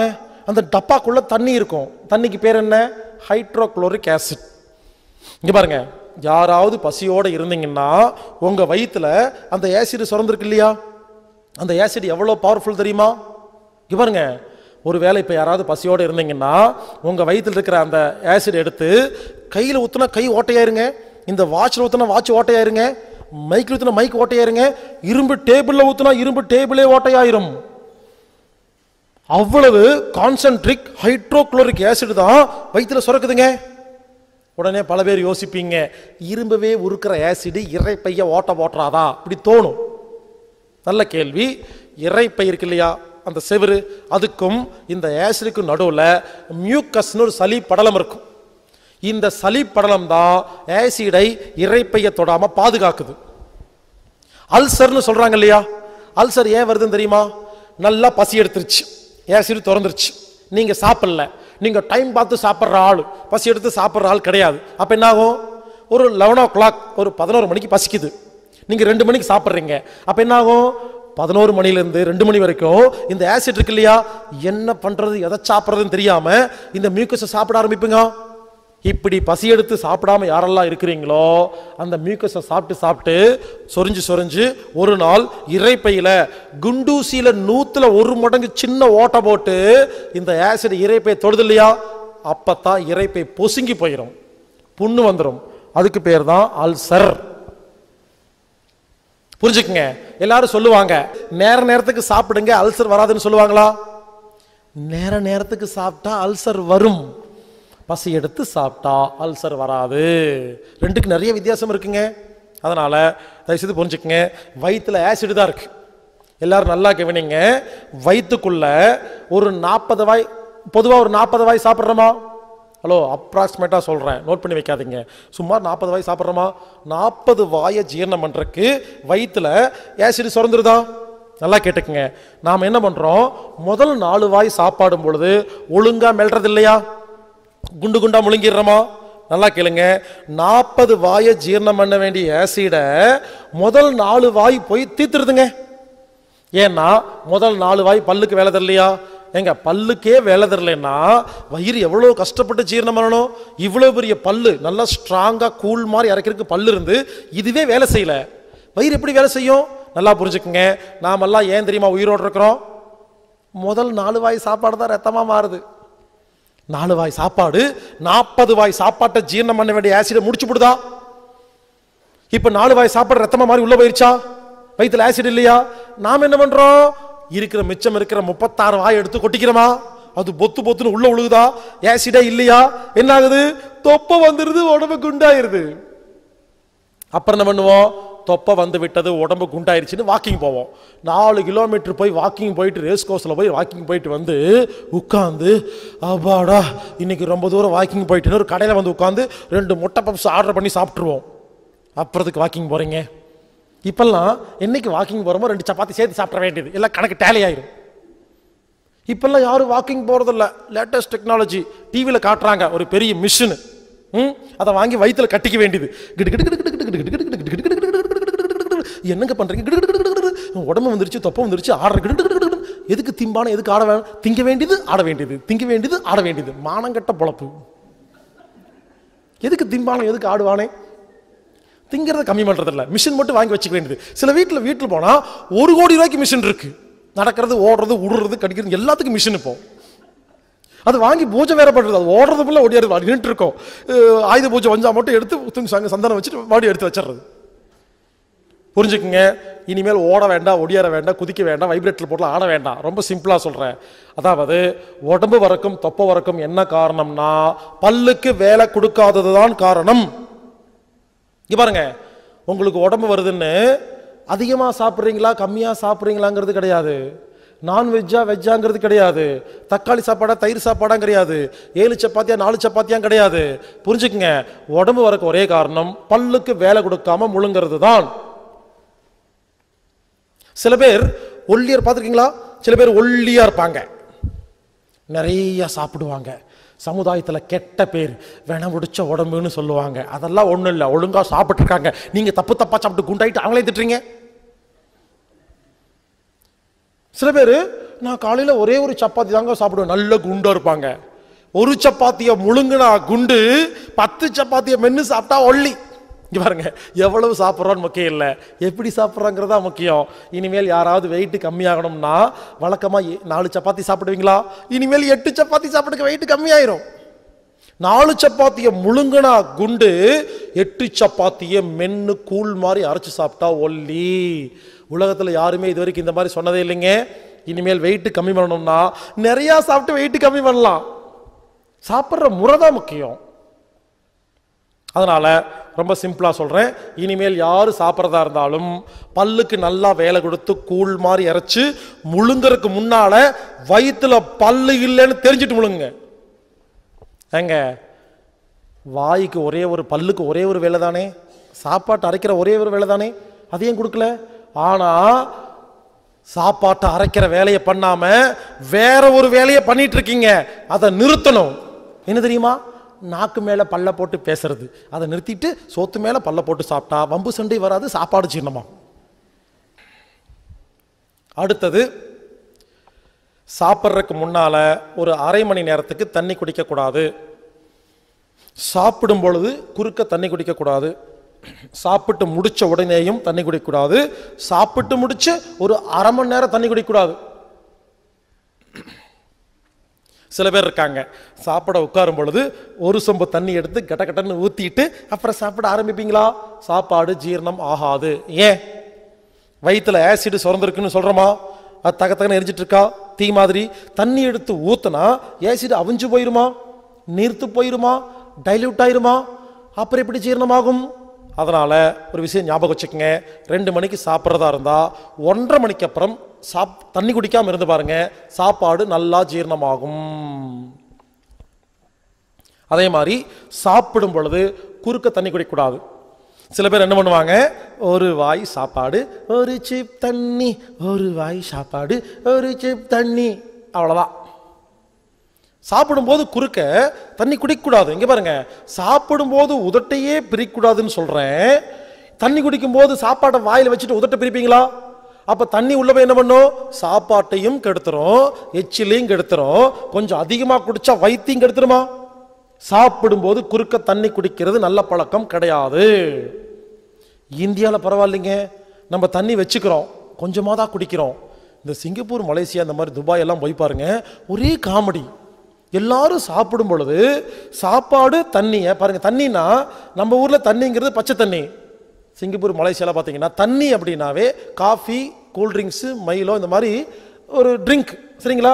எல்லாரும் சாப்பிடும் பொழுது இவ்வளவு பெரிய டம்ளர்ல ட்ரிங்க் வாங்கி வச்சுக்கிட்டு ஒரு வாய் சாப்பாடு ஒரு சிப் ட்ரிங்க் சாப்பிட்டு தான் அப்படிதான் சாப்பிட்றாங்க.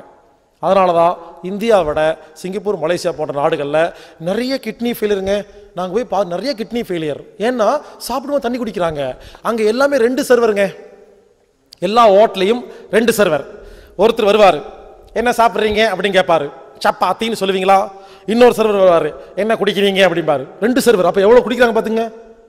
அங்கே எல்லாருமே சாப்பிடும் பொழுது இவ்வளோ பெரிய டம்ளரில் காஃபி, டீ, ஏதாவது ஒன்றுங்க, கூல்ட்ரிங்க்ஸு, ஐஸு போட்டு ஏதாச்சும் குடிச்சிட்டே சாப்பிட்றாங்க. சாப்பாடு ஜீரணமாக மாட்டேங்குது, எல்லாம் உடம்பு பாதிச்சிருக்குது. இதில் காமெடி என்னென்னா, நான் இந்த மாதிரி சிங்கப்பூர், மலேசியா போகும்போது ரொம்ப கஷ்டங்க. ஒரு ஹோட்டலில் போய் உட்கார்ந்தா ஒருத்தர் வருவார், என்ன சாப்பிட்றீங்க? சப்பாத்தி. இன்னொருத்தர் வருவார், என்ன குடிக்கிறீங்க? நான் சொல்லுவேன், வேண்டாம். என்ன குடிக்கிறீங்க? இல்லைங்க, வேண்டாங்க. என்னது வேண்டாமா? ட்ரிங்க்ஸ் குடிக்காமல் எப்படி சாப்பிடுவீங்க? அதை நான் பார்த்துக்கிறேன், நீ போ. அப்படியே வித்தியாசமாக பார்த்துட்டே போவார். எல்லாத்தையும் கூட்டு காட்டுவார். அங்கே ஒருத்தன் பாரு, எதுவுமே குடிக்காமல் சாப்பிட, எல்லாம் வேடிக்கை பார்த்துட்டே இருப்பாங்க, அவன் எப்படி சாப்பிட்றான் பார்க்கலான்னு. உண்மையிலங்க, அங்கே எல்லாம் போய் சாப்பிடும்போது தண்ணியே பக்கத்தில் இல்லைன்னா எல்லாம் வித்தியாசமாக பார்க்குற, எவன்டா புதுசாக ஜந்து மாதிரி ஒருத்தன் வந்து சாப்பிட்றான்னு. சாப்பிடும் பொழுது தண்ணி குடிக்கக்கூடாது.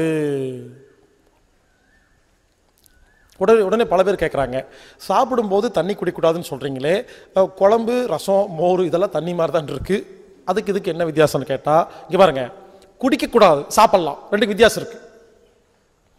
மோரை 1 டம்ளர் குடித்தா 1 நிமிஷத்தில் குடிச்சிருவோமா? ஆனால் 1 டம்ளர் மோரை சாப்பாட்டில் ஊற்றி பிணைஞ்சு சாப்பிட்டா ஒரு 5 நிமிஷம் ஆகுமா? புரிஞ்சுக்குங்க.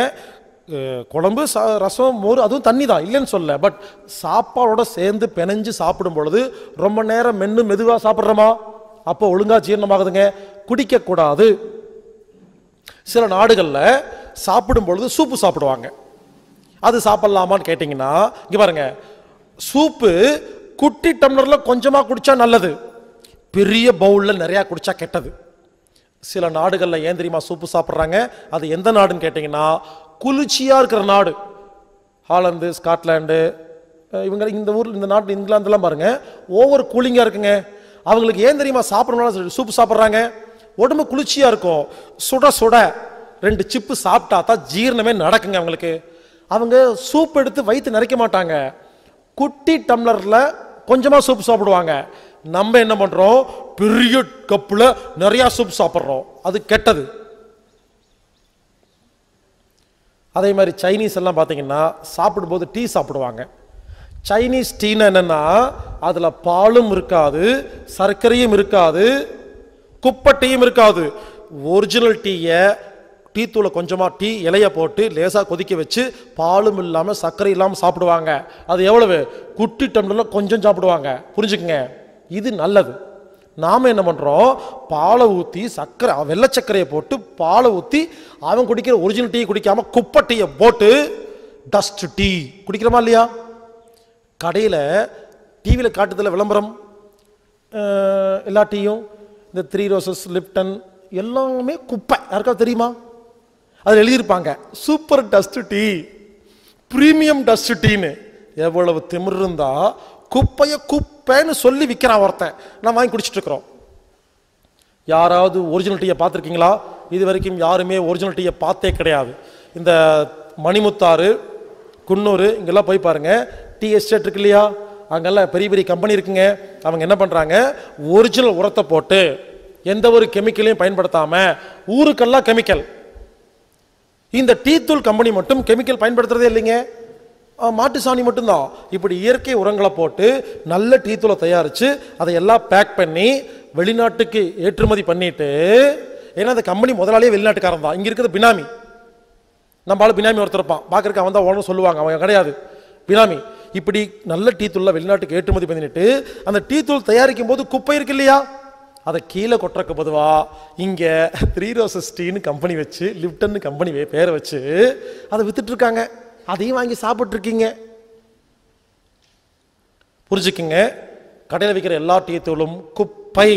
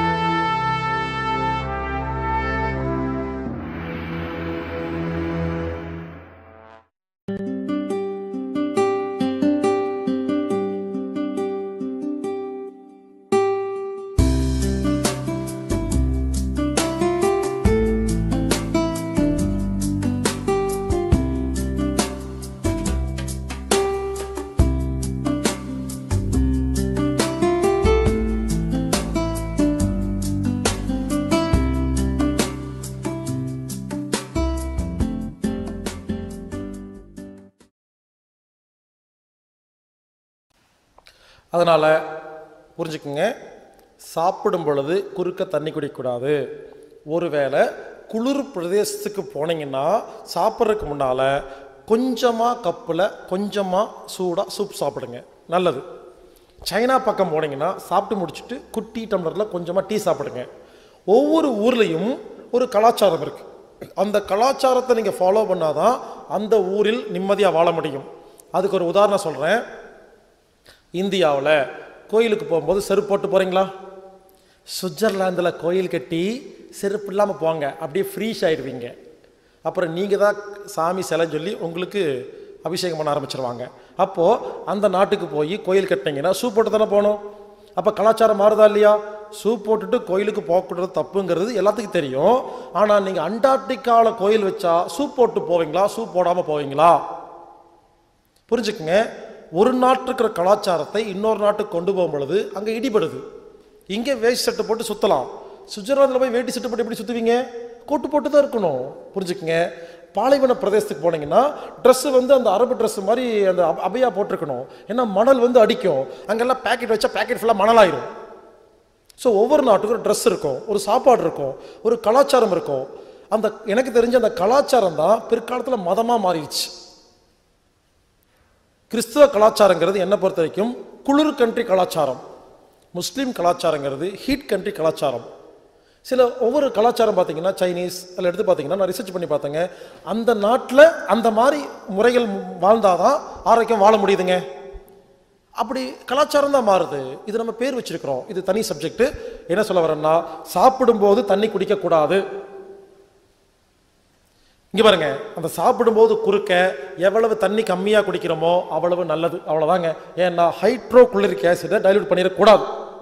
அதனால் சாப்பிடும்போது தண்ணி குடிக்காதீங்க. சாப்பிட்டு முடிச்ச உடனே சில பேர் இருக்காங்க, சாப்பிட்டு முடிச்ச உடனே 1 லிட்டர் எடுத்து கடற்கடன் ஊற்றிடுவீங்களா? அது என்ன பண்ணும்? இப்போ தானே சாப்பிட்ருக்கீங்க, ஆசிடு சாப்பாடு சேர்ந்து ஜீரண வேலையை ஆரம்பிச்சிருக்கா இல்லையா? அதுக்கு ஒரு 1/2 மணி நேரம் ஆகுமா? சாப்பிட்டு முடிச்சா இங்கே பாருங்க, 1/2 மணி நேரம்னு குத்து மதிப்பாக சொல்லியிருக்கிறேன். அதுக்காக கணக்கு பார்த்துட்டு உட்காந்துருக்காதீங்க. அப்ராக்சிமேட்டாக சொல்கிறேன். சாப்பிட்ட உடனே தண்ணி குடிக்காதீங்க. ஒரு 10 நிமிஷம், ஒரு 15 நிமிஷம், ஒரு 1/2 மணி நேரம், ஒரு குத்து மதிப்பான கணக்கு தான், எக்ஸாக்ட் கணக்கு கிடையாது. ஒரு வடை சாப்பிட்டீங்க, இதுக்கு 1/2 மணி நேரம் வெயிட் பண்ண வேண்டாம், 5 நிமிஷம் தண்ணி குடிச்சிடலாம். இவ்வளவு சாப்பிட்டீங்க, 1/2 மணி நேரம் ஆகணும். ஒரே ஒரு பிஸ்கட் சாப்பிட்றீங்க, உடனே தண்ணி குடிக்கலாம். புரிஞ்சுக்குங்க. ரூல்ஸை அப்படியே ஃபாலோ பண்ணாதீங்க. புரிஞ்சுக்கிட்டா நீங்களே கொஞ்சம் கொஞ்சம் மாற்றிக்கலாம். அதனால் சாப்பிட்றதுக்கு முன்னால் 1/2 மணி நேரம் தண்ணி குடிக்காதீங்க. சாப்பிடும்போது குறுக்க தண்ணி குடிக்காதீங்க. சாப்பிட்டு முடிச்சும் குடிக்காதீங்க. சாப்பிட்டு முடிச்சு ஒரு 15 நிமிஷம் 1/2 மணி நேரம் கழிச்சு தண்ணி குடிச்சு பாருங்க. அந்த தண்ணி அதுக்கப்புறம் எவ்வளோ குடித்தாலும் அது ஜீரணத்தை கெடுக்காது. இப்போ பல பேர்த்துக்கு சந்தேகம், சாப்பிட்றதுக்கு முன்னால் 1/2 மணி நேரம் தண்ணி குடிக்கக்கூடாது, சாப்பிடும் பொழுது ஒரு 1/2 மணி நேரம் ஆயிரும், சாப்பிட்டு முடிச்சு 1/2 மணி நேரம் தண்ணி குடிக்கக்கூடாது சொல்கிறீங்களே, அப்போ 1.5 மணி நேரம் தண்ணி குடிக்கக்கூடாதா? ஒருவேளை இந்த 1.5 மணி நேரத்தில் விக்கல் வந்தால் என்ன பண்ணுறது, சிக்கிக்குச்சுன்னா என்ன பண்ணுறது, தொண்டை வறண்டு போனால் என்ன பண்ணுறது, தாகம் எடுத்தால் என்ன பண்ணுறது, காரமாக இருந்தால் என்ன பண்ணுறதுன்னு பல பேர் யோசிச்சிங்களா? இது எல்லாத்துக்கும் பதில் சொல்கிறேன். காரமாக இருந்தால் என்ன பண்ணுறது? காரமாக இருந்தால் அந்த சாப்பாட்டை சாப்பிடக்கூடாது. உங்கள் நாக்கு சொல்லுதா இல்லையா, காரம் அதிகமாக இருக்குது சாப்பிடாதேன்னு? அப்புறம் அதையும் சாப்பிட்றீங்க. காரம் அதிகமாக இருக்குன்னா காரத்தை கம்மி பண்ணுமே தவிர தண்ணி குடிக்கக்கூடாது. எப்படி காரத்தை கம்மி பண்ணுறது? எண்ணெய் ஊற்றுங்க, நல்லெண்ணெய், தேங்காய் எண்ணெய், எண்ணெய் ஊற்றுங்க. குழம்பு காரமாக இருக்கா, கொஞ்சம் சாதம் நிறையா போட்டுக்குங்க. ரசம் காரமாக இருக்கா, சாதம் நிறையா போடுங்க. புரிஞ்சுக்குங்க. சப்பாத்தி குருமா காரமாக இருக்கா, கொஞ்சமாக தொட்டுக்குங்க. ஸோ காரத்தை கம்மி பண்ணுற வேலை தான் பார்க்கணுமே தவிர தண்ணி குடிச்சு எச்சிலையும் வயிற்றில் இருக்கிற ஹைட்ரோகுளோரிக் ஆசிடும் அதை வந்து டைல்யூட் பண்ணிடக்கூடாது. சரி, விக்கல் சிக்கல் வந்தால் என்ன பண்ணுறது? புரிஞ்சுக்குங்க. சாப்பிடும் பொழுது கவனம் சாப்பாட்டில் இருந்தால் விக்கல் சிக்கல் வரவே வராது. நம்ம சாப்பிடும் பொழுது நமது கவனம் வேற எங்காவது போச்சுன்னு வச்சுக்கோங்களேன், அப்போதான் விக்கல் சிக்கல் வரும். புரிஞ்சுக்குங்க. நீங்கள் செக் பண்ணி பாருங்க, எப்பாவது விக்கிச்சு சிக்கிச்சுனாவே உங்கள் கவனம் இங்கே இல்லை, ஆஃபீஸு, பிஸ்னஸ், குடும்பம் எங்கேயோ போயிடுச்சுன்னு அர்த்தம். நீங்கள் சாப்பிடும்போது சாப்பாட்டை கவனிச்சு சாப்பிடுங்க, உலகத்தில் யாருக்கும் விக்கல் சிக்கல் வரவே வராதுங்க. சரி, தொண்டை வறண்டு போச்சு, தாகமாக இருக்கு, என்ன பண்ணுறதுன்னு கேட்டால் இங்கே பாருங்க, இந்த 1.5 மணி நேரத்தில் தண்ணி குடிக்கவே கூடாது, ஆனால் குடிக்கலாம். வித்தியாசமான ரூல்ஸ் வரும், ஆனால் வராதுன்னு சொல்கிற மாதிரி. இங்கே பாருங்கள், அந்த சாப்பிடும் பொழுது குறுக்க ஏதாவது தண்ணி எடுத்துச்சுன்னா பாருங்கள் குடிக்கலாம். எவ்வளோ குடிக்கணும்னா நிறைய குடிச்சிடக்கூடாது, கொஞ்சமாக குடிக்கலாங்க. கொஞ்சமாக ஒரு 1/4 டம்ளர் குடிக்கலாம். இங்கே பாருங்க, சாப்பிட்றதுக்கு முன்னால் ஒரு 1/4 டம்ளர். எதுக்கு? தொண்டை வறண்டு போயிருக்கலையா, அதுக்காக. சாப்பிடும்போது விக்கல் சிக்கல் காரமாக இருந்தால் கொஞ்சமாக குடிங்க. அதை என்ன அர்த்தம்னா, குடிக்கிற தண்ணி உதடு, வாய், தொண்டையெல்லாம் நினைக்கணும், வயிற்றுல போய் விழுந்துடக்கூடாது. இது ஒன்று. 2வது, வாயில் சாப்பாடு இருக்கும் போதே தண்ணி குடிக்கக்கூடாது. முழுங்கி வாயில் ஒன்றுமே இல்லாதப்போ தான் தண்ணி குடிக்கணும். தண்ணி அளவு ரொம்ப கம்மியாக இருக்கணும். அதனால் சாப்பிட்டு முடிச்ச உடனே வாய் குப்பையாக இருக்குமா, ஏதாவது கொஞ்சமாக தண்ணி குடிச்சா தான் நல்லாயிருக்கும். நான் சாப்பிட்டு முடிச்சுட்டு தண்ணியே குடிக்க வேண்டாம்னு சொல்லலை, அளவு கம்மியாக குடிங்க. சாப்பிட்டு முடிச்சோன்னே சும்மா வாய்க்கு பிடிச்சி முழுங்குறக்காக வெயிட் பண்ணுங்க. ஒரு 15 நிமிஷம் கழிச்சு நீங்க நிறைய குடிச்சுக்கலாம். ஆக மொத்தம் சாப்பிடும் பொழுது தண்ணி எவ்வளவு கம்மியா குடிக்கிறீங்களோ சாப்பாடு அவ்வளவு சூப்பரா ஜீரணமாகும். சில பேர் என்ன பண்ணுவாங்க, சாப்பிட்டு முடிச்சோடனே இந்த மாத்திரை சாப்பிட்ற பழக்கம் இருக்கா? நான் என்ன சொல்றேன், சாப்பிடும்போது சாப்பாட்டை கவனிங்கன்னு சொல்றேன்னா நீங்க சாப்பாட்டையே கவனிக்கிறீங்க இல்ல. சில பேர் சாப்பிடும்போது பாத்தீங்கன்னா சாப்பிட்டு முடிச்சோன்னா பிபிக்கு மாத்திரை சாப்பிடணும், சாப்பிட்டு முடிச்சோன்னா சுகருக்கு மாத்திரை சாப்பிடணும்னு கவனமெல்லாம் மாத்திரை மேல் இருக்கும், சோத்து மேல் இருக்காது. சாப்பிட்டு முடிச்சுன்னு ஓடி போய் இவ்வளோ மாத்திரை அள்ளி எடுத்து வாயில போட்டு ஒரு சொம்பு தண்ணி குடிக்கிறீங்களா? ஏங்க இப்பதானே சாப்பிட்ருக்கீங்க, சாப்பிட்டு முடிச்சோன்னே ஒரு சொம்பு தண்ணி குடிச்சா வயிறு கெட்டு போகுமா இல்லையா? அந்த மாத்திரை உள்ள போய் நல்லது பண்ணுதோ இல்லையோ, அந்த மாத்திரைக்காக கொடுக்கிற தண்ணி இருக்கு இல்லையா, அது ஜீரணத்தை கெடுக்குது. முதல்ல எல்லாம் எல்லாரும் ஒரு மாத்திரை 2 மாத்திரை சாப்பிட்டு இருந்தாங்க, இப்பெல்லாம் இவ்வளவு சாப்பிட்றாங்க. ஒரு ஃபேன்சி ஸ்டோர் போயிருந்தேன், பெரிய டப்பா ஒன்று, பிளாஸ்டிக் டப்பா, அதில் அப்படி கோடு கோடு கோடு நிறைய டப்பா இருக்குது, சுத்துற மாதிரி இருக்கு. நான் ரொம்ப நேரம் யோசிச்சுட்டு இருந்தேன், இது எதுக்கு தான் பயன்படுத்துவாங்கன்னு. அதில் ஒரு 50 டப்பா இருக்கு, முக்கோணமா.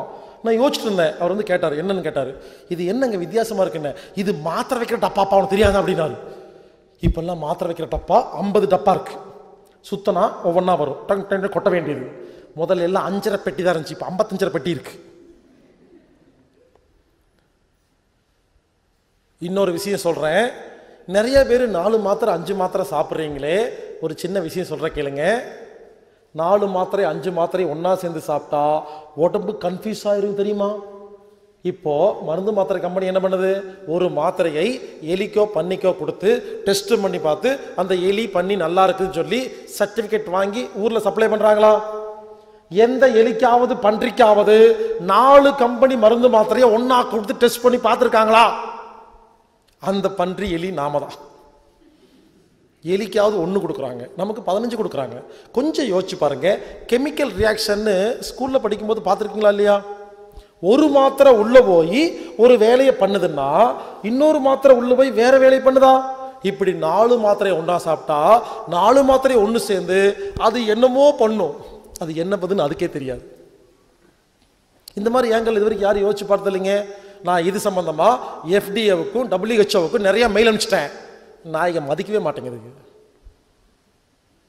யோசிச்சு பாருங்க, இது எவ்வளவு பெரிய ரிசர்ச்.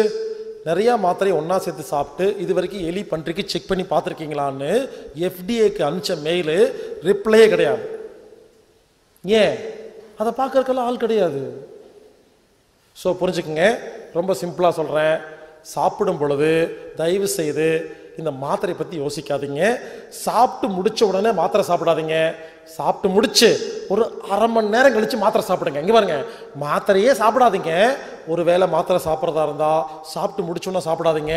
சாப்பிட்டு முடிச்சு ஒரு அரை மணி நேரம் கழிச்சு மாத்திரை சாப்பிட்டு தண்ணி குடிங்க. அந்த மாத்திரையும் தண்ணியும் ஜீரணத்தை கெடுக்காது. இவ்வளவுதாங்க. இப்ப நான் சொன்ன மாதிரி எல்லாம் சாப்பிட்டீங்கன்னா சாப்பாடு மருந்தா மாறுது. நல்ல சர்க்கரை, நல்ல கொழுப்பு, நல்ல புரோட்டீனா போய் நல்ல காரியம் மட்டும்தான் பண்ணுது. இதுதான் உணவை மருந்தா மாத்திர டெக்னிக். என்ன சொன்ன?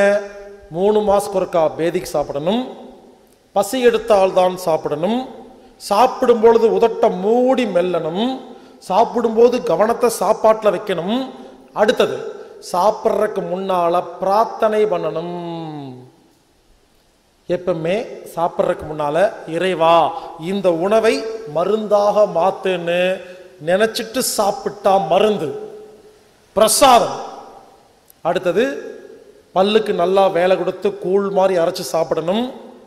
வயிற்றுல பல்லு இல்லைன்னு புரிஞ்சுக்கணும். எச்சில் அதிகமாக ஊறுற பொருள்களை சாப்பிடக்கூடாது. சாப்பிட்றதுக்கு முன்னால அரை மணி நேரம் தண்ணி குடிக்கக்கூடாது. சாப்பிடும்போது தண்ணி குடிக்கக்கூடாது. சாப்பிட்டு முடிச்சு அரை மணி நேரம் தண்ணி குடிக்கக்கூடாது. தேவைப்பட்டா கொஞ்சமாக குடிச்சுக்கலாம். சாப்பிடும் பொழுது பல்லுக்கு நல்லா வேலை கொடுத்து கூழ் மாதிரி அரைச்சு சாப்பிடணும். இவ்வளவுதாங்க. இந்த மாதிரி எல்லாம் சாப்பிட்டா சாப்பாடு மருந்தா மாறுது. இதுவரைக்கும் சாப்பாடை எப்படி சாப்பிடணும்னு பார்த்தோமா? இப்ப நாம பார்க்க போறது சாப்பாடை எப்படி எல்லாம் சாப்பிடக்கூடாதுன்னு பார்க்க போறோம். அதுல ஃபர்ஸ்ட் பாயிண்ட் என்ன தெரியுமா? சாப்பிடும் பொழுது டிவி பார்த்துட்டு சாப்பிடக்கூடாது. இந்த பாயிண்ட்ல எல்லாருமே அவுட். முதல்ல லேடிஸ் மட்டும்தான் அவுட்டு, இப்போ ஜென்ஸ் அவுட். ஏன்னா வீட்டில் ஓடிக்கிட்டே இருக்குது, பார்க்காம இருக்க முடியல. இப்பெல்லாம் யாருமே சாப்பிடும்போது டிவி பார்க்காம இருக்கிறது இல்லைங்க. உட்காந்து டிவி பார்த்துட்டு அப்படியே வாயில சோத்த வச்சுக்கிட்டு கவலையெல்லாம் டிவி மேலே ஒரே அழுகாச்சு. ஐயோ இந்த துளசியை பாரு, மாயா எவ்வளவோ கொடுமைப்படுத்துறா. சாரு வேற திரும்பி வந்துட்டா, ரொம்ப வருஷமா காணாம போனவன். ஒரே பிரச்சனை அங்கே, சக்திக்கு பிரச்சனை, பொண்ணுறதுக்கு பிரச்சனை, காலையில சக்திக்கு ரேஷ்மிக்கு பிரச்சனை, ஒரே பிரச்சனை. பொண்ணுறாங்க அது இதுன்னு. நந்தினி ஒரு ஒரு ஒரு ஒரு நாடகத்தில் அர்ச்சனா நடிக்கிறான், இன்னொன்று நந்தினி நடிக்கிறான். ஒரே குழப்பமா இருக்கு, எவனே தெரிய மாட்டேங்குது. ஒரே பிரச்சனைங்க. உட்காந்துட்டு ஒப்பார வச்சுட்டு சாப்பிட்டா எல்லா வியாதி வரும். சாப்பிடும்போது அப்படியே எங்க நான் கேட்குறேன், இந்த டிவி பார்த்துட்டு ஏன் தெரியுமா சாப்பிடக்கூடாதுன்னு சொல்கிறேன்? கவனமெல்லாம் டிவிக்கு போயிடுச்சா? சாப்பாடு ஒழுங்கா ஜீரணமாகலையா? கவனம் அங்கே போனால் ஜீரணமாக சொன்னா இல்லையா? இன்னொரு விஷயம் சொல்கிற கேளுங்க, தயவு செய்து யாருமே டிவி சீரியல் பார்க்காதீங்க. என்னன்னா எல்லா டிவி சீரியலும் பேடு கேரக்டர். ஒரு ஆம்பளைக்கு 2 பொம்பளைக்கு அடிச்சுக்குவாங்க. இதுதான் நாடகம். இது ஒரு மானங்கட்ட பொழப்பு. இதில் உட்காந்து வேற பார்த்துட்டு இருக்கீங்க. முத்தாரம் முந்தாணி முடிச்சு எல்லாம் அப்படிதான் இருக்கு எல்லா நாடகத்திலையும்.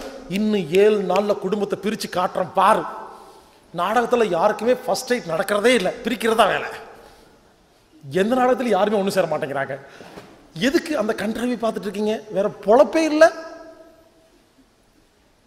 புரிஞ்சுக்கங்க, எதை பற்றி யோசிக்கிறோமோ அதுவாக மாறிவிடுவோம். அப்போ இந்த டிவி சீரியல் என்ன பண்ணுன்னு கேட்டால், எல்லாரும் பார்த்து பார்த்து உண்மையிலேங்க இந்த டிவி சீரியல் நிறைய பார்க்குறவங்க அதுவாக மாறிடுறாங்க. இப்பெல்லாம் யாரை பார்த்தாலும் அஞ்சலி மாதிரியே இருக்குது, நந்தினி மாதிரியே இருக்குது, அர்ச்சனை மாதிரி பொம்பளைகளை பார்க்கவே முடியறது இல்லை. புரிஞ்சுக்குங்க, அந்த டிவி சீரியலில் பார்த்து பார்த்து எல்லாத்துக்குமே பழி வாங்க ரோச்சு அதிகமாகிடுச்சு. இதில் வேற புதுசாக பாலிமர் சேனலில் உள்ளம் கொள்ளையில் போகுதேன்னு பிரியா என்ன பண்ணுறா, ராம் என்ன பண்ணுறான்னு சில பேர் யோசிக்கிறீங்க. தம்பி நீ தான் அதிக நாடகம் பார்க்குற போல் இருக்கு, எல்லா கேரக்டரும் ஒழுங்காக சொல்கிற, அப்புறம் எங்களை திட்டிகிட்டு இருக்கிற அப்படின்னு. எங்க எனக்கு என்ன நாடகம் பார்க்க டைமாக இருக்கும்? புரிஞ்சுக்குங்க, ஒரு மெமரி கெப்பாசிட்டி தான். நான் ஏதாவது வீட்டுக்கு போவேன் இல்லையா, அப்போ ஓடிட்டு இருக்கும், 2 சீன் பார்ப்பேன், அந்த சீன் மட்டும்தான் சொல்லுவேன், எனக்கு மற்றதெல்லாம் தெரியாது. ஸோ புரிஞ்சுக்குங்க, டிவி சீரியல் பார்க்காதீங்க. அது என்னன்னா, இவங்க என்ன பண்ணுறாங்க, டிவி சீரியல் மூலமாக உலக பெண்களை லாக் போட்டு வச்சுருக்காங்க. இந்த குழந்தைகளுக்கெல்லாம் சோட்டா பீம், இந்த ஆண்களுக்கெல்லாம் ஐபிஎல் முடிஞ்சு போச்சு. இப்படி யாருக்கு என்ன வேணுமோ ஒரு 4-5 விஷயத்தை வச்சு மொத்த உலகத்தையும் பிளாக் பண்ணி வச்சிருக்காங்க. டிவி சீரியல் பார்க்கறத மட்டும் நிறுத்தி பாருங்க, நம்ம யாரு, எங்கிருந்து வந்திருக்கிறோம், நடந்தது, நடக்க போறது, நடக்கிறது எல்லாம் தெரியும், அண்ட பிரம்மாண்டமே தெரியும். நானும் 8 வருஷமா நான் பேசுற வீடியோ ஆடியோ புக்குன்னு ஊரெல்லாம் கொண்டு போய் கொடுத்துட்டு இருக்கிறேங்க. எல்லாரும் சில பேர் வாங்குறதே இல்லை, சில பேர் வாங்கினவங்க பார்க்கறதே இல்லை. நானும் கேட்பேன், யாராவது பார்த்தாங்க, சார் உங்களை சென்னையில் 4 வருஷம் முன்னால் நான் பார்த்துருக்கிறேன், உங்கள் மீட்டிங்கெல்லாம் அட்டன் பண்ணியிருக்கிறேன். முதல் கேள்வி கேட்பேன், வீடியோ வாங்கினீங்களா? வாங்கினேன். முழுசாக பார்த்தீங்களா? இல்லை சார், எங்கே டைமே இல்லை சார். நேற்று வம்சம் பார்த்தீங்களா? ஏன் பார்த்தேன். அந்த மண்ணாங்கட்டி பார்க்குற, என் வீடியோ பார்க்க மாட்டியா நீ? யோசிச்சு பாருங்க, அதுக்கு டைம் இருக்கா இல்லையா? இதுக்கு இல்லையா? அக்கறை இல்லைங்க. யாரெல்லாம் வீடியோ வாங்கி பார்க்க டைம் இல்லைன்னு சொல்றீங்களோ அக்கறை இல்லை. கேட்டு பாருங்க, யாருக்கு அக்கறை இருக்கோ நைட்டா பார்த்து முடிச்சிருவாங்க, பார்க்காம தூக்கம் வராது. அக்கறை இருந்தால் இந்த மாதிரி விஷயத்தை சொல்றதுக்கு உலகத்தில் ஆளே இல்லை, தெரிஞ்சவங்க சொல்றதே இல்லை, சில பேருக்கு தெரியறதே இல்லை. இவ்வளவு இலவசமா சொல்லி இப்படிதான் இவ்வளவுதான் விஷயம் சொல்லுது, அதை பார்க்கறக்கே டைம் இல்லை. நான் என்னதான் பண்ணுவேன்? புரிஞ்சுக்குங்க. சரி, அப்போ டிவி சீரியல் பார்க்கறத விட்டுட்டு அப்போ சாப்பிடும்போது நியூஸ் கேட்கலாமா? நியூஸ் கேளுங்க. சாப்பிட்டு இருக்கும் பொழுது ஈராக்கில் 4 பேர் வெட்டி கொலை செய்யப்பட்டார்கள், ரத்தத்தோட பாருங்க, உடம்பு ஜீரணமாகும். நியூஸும் பார்க்கக்கூடாது. சரி, சினிமா பார்க்கலாமா? சினிமா பாருங்க, விஜயகாந்த் சண்டை படம், டிஷ்யூம் டிஷ்யூம் அடி டிஷ்யூம் டிஷ்யூம் என்ன ஆகும்? டிஷ்யூம் டிஷ்யூம் சுரப்பி தான் சுரக்கும், ஜீனோ சுரப்பியெல்லாம் சுரக்காது. ஏங்க சில விஷயத்தை பப்ளிக்ல சொல்ல முடியாதுங்க, அங்கே எதை காட்டுறாங்களோ அந்த சுரப்பியெல்லாம் சுரந்துட்டு இருக்கும், ஜீனோ சுரப்பியெல்லாம் சுரக்காது. புரிஞ்சுக்குங்க. சாப்பிடும்போது பார்க்குற மாதிரியே காட்டுறாங்க டிவியில், புரிஞ்சுக்குங்க. சாப்பிடும்போது டிவியே பார்க்கக்கூடாதுங்க. இன்னொன்று, டிவியே நிறுத்துங்க, முடிஞ்சு போச்சு. இங்கே பாருங்க, இனிமேல் டிவி பார்க்குறதா இருந்தால் நேஷ்னல் ஜியோகிராஃபி சேனல் பாருங்க, டிஸ்கவரி சேனல் பாருங்க. அதில் என்ன தெரியுமா பண்ணுவான்? தண்ணிக்குள்ளே கேமராவை கொண்டு போயிடுவான், மீன் எல்லாம் காட்டுவான், ஆகாயத்துக்கு போய் பறவை காட்டுவான், பனி மலைக்குள்ளே போயிடுவான், அடர்ந்த காட்டு பகுதிக்கு போயிடுவான், பாலைவன பகுதிக்கு போயிடுவான். காட்டு பகுதியில் போயிட்டு இந்த அமேசான் காடுகளில் மரங்கள் மிகவும் அடர்த்தியாக இருக்கின்றன, இங்கு பாம்புகள் மிகவும் நீளமாக இருக்கின்றதுன்னு சௌக்கியமா பேசிட்டு இருப்பான். மனுஷனை காட்டுற எந்த சேனலையும் பார்க்காதீங்க.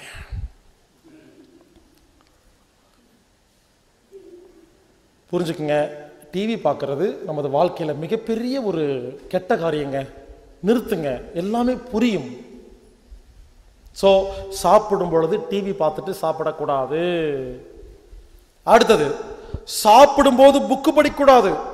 சில பேர் பார்த்துருக்கீங்களா, நாவல் எடுத்து படிச்சுட்டே சாப்பிடுவாங்க வீட்டில் உட்காந்துட்டு. அப்படியே நாவல் படிச்சுட்டு Rajesh Khanna crime subject, suspense. கதவை மெதுவாக திறந்தான், அங்கு ஒரு பிணம் படுத்து கிடந்தது, மார்பில் கத்தி குத்தப்பட்டிருந்தது, ஒரே ரத்தம். என்னாகும்? கொலவெறிதான் ஒரு உடம்புல சாப்பிட்டா. சாப்பிடும்போது படிக்கிற விஷயமா அது? ஸோ சாப்பிடும்போது புக்கு படிக்கக்கூடாது. ஏன் தெரியுமா? கவனம் சிதறுது. அடுத்தது, சாப்பிடும் பொழுது பேசக்கூடாது. இந்த பாயிண்ட்லேயே எல்லாருமே அவுட்டு. நாம் என்ன பண்ணுவோம்? சாப்பிடும் பொழுதுதான் பேசுவோம், வேற டைமே இருக்காது. ஏன் சாப்பிடும்போது பேசினா என்ன? சாப்பிடும் பொழுது பேசும் பொழுது உதடு பிரியுதா, காத்து உள்ள போகுதா? எதை பத்தி பேசுவோம்? டென்ஷன், கோபம், பயம், கவலை, குடும்பம், பிசினஸ், வியாபாரம், நஷ்டம் பேசுவோமா? அப்ப கவனம் போயிருதா? அப்ப வாயும் திறக்குது, கவனம் போகுதா? சாப்பிடும் பொழுது பேசுறது சாப்பாடு ஒழுங்கா ஜீரணம் பண்ணாது. வீட்டுக்கு ஒரு விருந்தாளி வருவாங்க, வந்தோன்னு என்ன பண்ணுவோம்? வாங்க வாங்க, வந்து 4 வருஷம் இருக்குமா, இப்பதான் காத்திருச்சுதா, உட்காருங்க. அவங்க சொல்லுவாங்க, உட்கார்றக்கெல்லாம் வரல, பொண்ணு கல்யாணம், பத்திரிக்கைக்கு வந்திருக்கிறேன், அப்படி எடுத்து காட்டுவாங்க. நான்லாம் வாங்க மாட்டேன், முதல்ல உட்காருங்க, வந்து எவ்வளோ வருஷம் ஆச்சு, என்ன சாப்பிட்றீங்க? அவங்க சொல்லுவாங்க, எங்கள் சாப்பிட்றக்கெல்லாம் ஒன்றும் வேண்டாங்க, காலையிலேருந்து 40 வீட்டுக்கு போய் பத்திரிக்கை வச்சு போயிட்டு வந்தேன், எல்லா வீட்லேயும் டீ காஃபி முறுக்கெல்லாம் கொடுத்து வயிறு கெடுத்துருச்சுங்க, கெட்டு போச்சுங்க, ப்ளீஸ் எனக்கு சாப்பிட்றதுக்கு ஒன்றுமே வேண்டாங்கன்னு கெஞ்சுவாங்க. நீங்கள் என்ன பண்ணுவீங்க? பாவமாக பார்ப்பீங்க. அப்படியா, வயிறு கெட்டு போச்சா, ஏன் பங்குக்கு நான் கிடைக்க வேண்டாம், சாப்பிட்டு தான் போகணும், உட்காருங்க அப்படின்னு வீட்டுக்குள்ளே போய் வீணாக போன முறுக்கு மிச்சர்லாம் எங்கே இருக்குன்னு தேடி ரொம்ப வருஷமாக வாங்கி யாரும் சாப்பிடாத இருக்கிறதெல்லாம் எடுத்துகிட்டு வந்து நீங்கள் கஷ்டப்பட்டு நீங்களே செஞ்சு இனிப்பெல்லாம் கஷ்டப்பட்டு செஞ்சதை யாருக்கு கொடுக்காம எலி மாதிரி கொண்டு வந்து வச்சு அடம் பிடிக்கிறது, சாப்பிடுங்கன்னு. சோத்துக்கு இல்லாமல் வராங்க வீட்டுக்கு விருந்தாளிங்க, விடுறதில்ல, அதை சாப்பிடாம விடுறதில்ல, சாப்பிடுங்கன்னு. அவங்களும் சரி வேற வழியில் வந்து மாட்டிக்கிட்டுமே சொல்லி அந்த வடை போண்டா எடுத்து வாயில போட்டு மெல்லுவாங்க. அப்பதான் பர்மிஷன். சொல்லுங்க, எதுக்கு வந்திருக்கீங்க? அவன் நிறுத்து, சாப்பிட்டே பேசுங்க. அப்ப எடுத்து, என் பொண்ணுக்கு கல்யாணம் இங்கதான் ஸ்ரீரங்கத்தில் தான், நைட்டே வந்துடணும். இப்படி சாப்பிட்டே பேச நோய் வருமா? நமக்கு ஒரு சந்தோஷம். சொந்தக்காரங்க வீட்டுக்குள்ள வரும்போது ஆரோக்கியமா வருவாங்க, கெடுத்து அனுப்புறதுல அப்படி ஒரு சந்தோஷம் நமக்கெல்லாம். இன்னும் சில பேர் இருக்காங்க, ஜென்ஸ் எல்லாம் ரோட்ல ஒரு ஃப்ரெண்டை பார்த்துக்கிட்டா போதும், மச்சான் உன்னை பார்த்து எவ்வளவு வருஷம் இருக்கும்? ஒரு 10 வருஷம் இருக்குமா? உத்தரமேரூர்ல மீனாட்சி அம்மாள் காலேஜில் படிச்சோம் இல்லையா, அப்ப பார்த்தா தானே 10 வருஷம் ஆச்சா இல்லையா, இப்ப ராமச்சா இருக்கிறேன் அப்படின்னு பேசும்போது பாருங்க, 2 ஃப்ரெண்ட்ஸ் ரொம்ப நாளுக்கு அப்புறம் பேசினா கண்ணு தேடும், எங்கேயாவது போய் சாப்பிடலாமான்னு. இப்போ எதுக்கு சாப்பிட போறீங்க? ஏன் பேசிக்க மாட்டீங்க? 2 பேரும் மீட் பண்ணிட்டா ஒரு இடத்துல போய் உட்கார்றது, வடை போண்டா முறுக்கெல்லாம் வாங்கி வச்சுக்கிட்டு அப்படியே சாப்பிட்டே பேசுறது. அப்புறம் நல்லா இருக்கியா, இது வரைக்கும் நல்லா இருந்தேன், இதை சாப்பிடும்போது பேசுறல உருப்பட்ட மாதிரி தான். இந்த சாப்பிடும்போது பேசுறதுன்னு யாரும் கண்டுபிடிச்சது? வீட்டில் விருந்தாளி வந்தா போதும், சும்மா உட்காந்துட்டு அப்படியே சிப்ஸ் எடுத்து சாப்பிட்டே பேசுறது. தீந்து போச்சு பேசாத, தீந்து போச்சு பேசாத, நிறுத்து, கொண்டு கொட்டு, பேசு. அது என்ன பழக்கம்? சாப்பிடும்போது பேசுறது ஒரு கெட்ட பழக்கம். அதனால புரிஞ்சுக்கங்க, சாப்பிட்றது வேற, பேசுறது வேற. அதனால இனிமேல் சாப்பிடும் பொழுது பேசவே கூடாது. சில பேர் இருக்காங்க, செல்போன் வச்சுக்கோங்க, பார்த்துருக்கீங்களா? சாப்பிடும்போது செல்போன் வச்சு பாருங்க, இப்படி சொல்லுப்பா, இதோ சாப்பிட்டு இருக்கேன், அதை வந்துடுறேன், அப்படியே போயிரு, வந்துடாது, அப்படியே போயிரு. சில பேர் இருக்காங்க, இயர்போன் மாட்டிக்குவாங்க, அப்படியே சாப்பிட்டே பேசுறது. ஆமா, அந்த செக்கன் கொடுத்துரு, அதாங்க பார்த்துக்கோ. பிஸ்னஸ் சாப்பிடும்போது ஒரு வீட்டுக்கு போனேன், விருந்தாளியா போனேன், அந்த வீட்டுக்காரர் வந்தாருங்க. வீட்டுக்குள்ள வரும்பொழுது கார்ல இருந்து இறங்கி இயர்போன்ல பேசிக்கிட்டே வராரு. பிஸ்னஸ் கதவை திறந்து உள்ள வந்து எங்கன்னு பார்த்து போன்ல பேசிட்டு இருக்காரு, இயர்போன்ல என்ன பார்த்து, வாங்கய்யா சௌக்கியமா அப்படின்னு கேட்டுட்டு அவர் வாட்டுக்கு பாத்ரூம்குள்ள புந்துட்டாரு. கக்கூஸ்குள்ள உட்காந்து பேசிட்டு இருக்காரு. ஆமா, 4 செக்கு அங்கே போகணும், 4 சரக்கு இங்கே போகணும். கக்கூஸ்குள்ளே பிஸ்னஸ். வெளியே வந்தார், அப்படி பாத்ரூம்குள்ளே போனார், வெளியே வந்தார், டைனிங் டேபிளில் முன்னாடி உட்காந்தாரு, சாப்பிடும்போது பேசிகிட்டே சாப்பிட்றாரு, பிஸ்னஸ். சாப்பிட்டு முடிச்சார், என்கிட்ட வரங்கியா விட்டு வீட்டு விட்டு போயிட்டார். அந்த மனைவி பார்த்து கேட்டேன், இவர்கிட்ட எப்போ பேசுவீங்கன்னு. எப்போவாவது கூப்பிட்டா வெயிட்டிங் லிஸ்ட் இருக்கும், அப்புறமா அவரே கூப்பிடுவாருன்னு. புரிஞ்சுக்குங்க, எப்போ பார்த்தாலும் சில பேர் ஃபோன்லேயே இருக்க வேண்டியது. சாப்பிடும்போது ஃபோனில் பேசிகிட்டே சாப்பிட்டா எப்படிங்க ஜீரணமாகும்?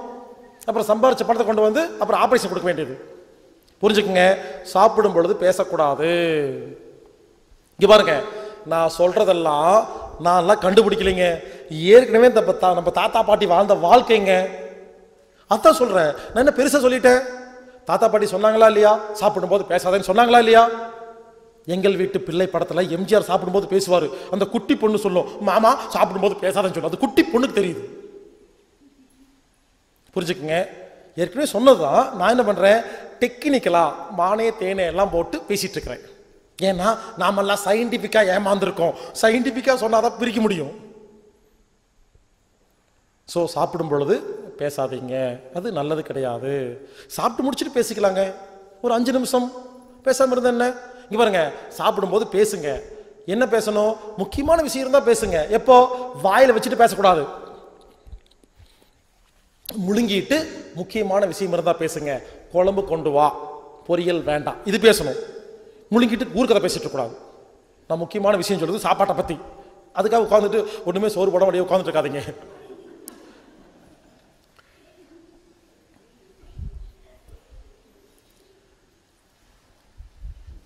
அடுத்தது, ஹோட்டல் சாப்பாடு சாப்பிடக்கூடாது, வீட்டு சாப்பாடு அமிர்தம். இந்த ஹோட்டல் சாப்பாட்டு வீட்டு சாப்பாட்டுக்கு என்ன வித்தியாசம்னா, ஹோட்டல்ல பெரிய அடுப்புல பெருசா வச்சு சமைப்பாங்க, வீட்டில் குட்டி அடுப்புல குட்டியா சமைப்பாங்களா? நீங்க செக் பண்ணி பாருங்க. ஒரு உணவை எவ்வளவு மெதுவா சூடு பண்றோமோ சத்து நிறைய இருக்கும், எவ்வளவு வேகமா சூடு பண்றோமோ சத்து கம்மியாயிரும். நீங்க கேஸ் ஸ்டவ்ல சமைக்கும் பொழுது சிம்ல வச்சு சமைச்சு பாருங்க, நிறைய எனர்ஜி இருக்கும். பெருசா வச்சு சமைச்சு பாருங்க, சத்து கம்மியா இருக்கும். வீட்டு அடுப்பை விட ஹோட்டல்ல இந்த மாதிரி பெரிய ஃபங்க்ஷன்ல எல்லாம் பாருங்க, பெரிய அடுப்பை வேகமா எரி வச்சு சமைக்கிறாங்களா? அதுலயே எல்லா சத்தும் போயிருங்க. அதனால முடிஞ்ச வரைக்கும் வீட்டு சாப்பாடு சாப்பிடுங்க, ஹோட்டல் சாப்பாடு அவாய்ட் பண்ணுங்க. ஹோட்டல் சாப்பாட்டில் அஜினமோட்டோ சோடாப்பெல்லாம் போட்டிருப்பாங்க, அது டேஸ்ட்டுக்காக பழசு போட்டிருப்பாங்க. பல ஹோட்டலில் பழையதாக கொடுக்குறாங்க. ஏன்னா அவங்க பிஸ்னஸ் பண்ணுறாங்களா? இன்னைக்கு மீந்து போனதெல்லாம் தூக்கி குப்பையிலே போடுவாங்க, ஃப்ரிட்ஜுக்குள்ளே வச்சு நாளைக்கு கொஞ்சம் கலந்துருவாங்க. ஸோ ஹோட்டல் சாப்பாடு சாப்பிடாதீங்க, அது சத்தே இல்லைங்க. அதுலேயும் குறிப்பாக கேஎஃப்சி, பீஸா ஹட், மெக்டானல்ட்ஸ் அந்த பக்கம் போகாதீங்க.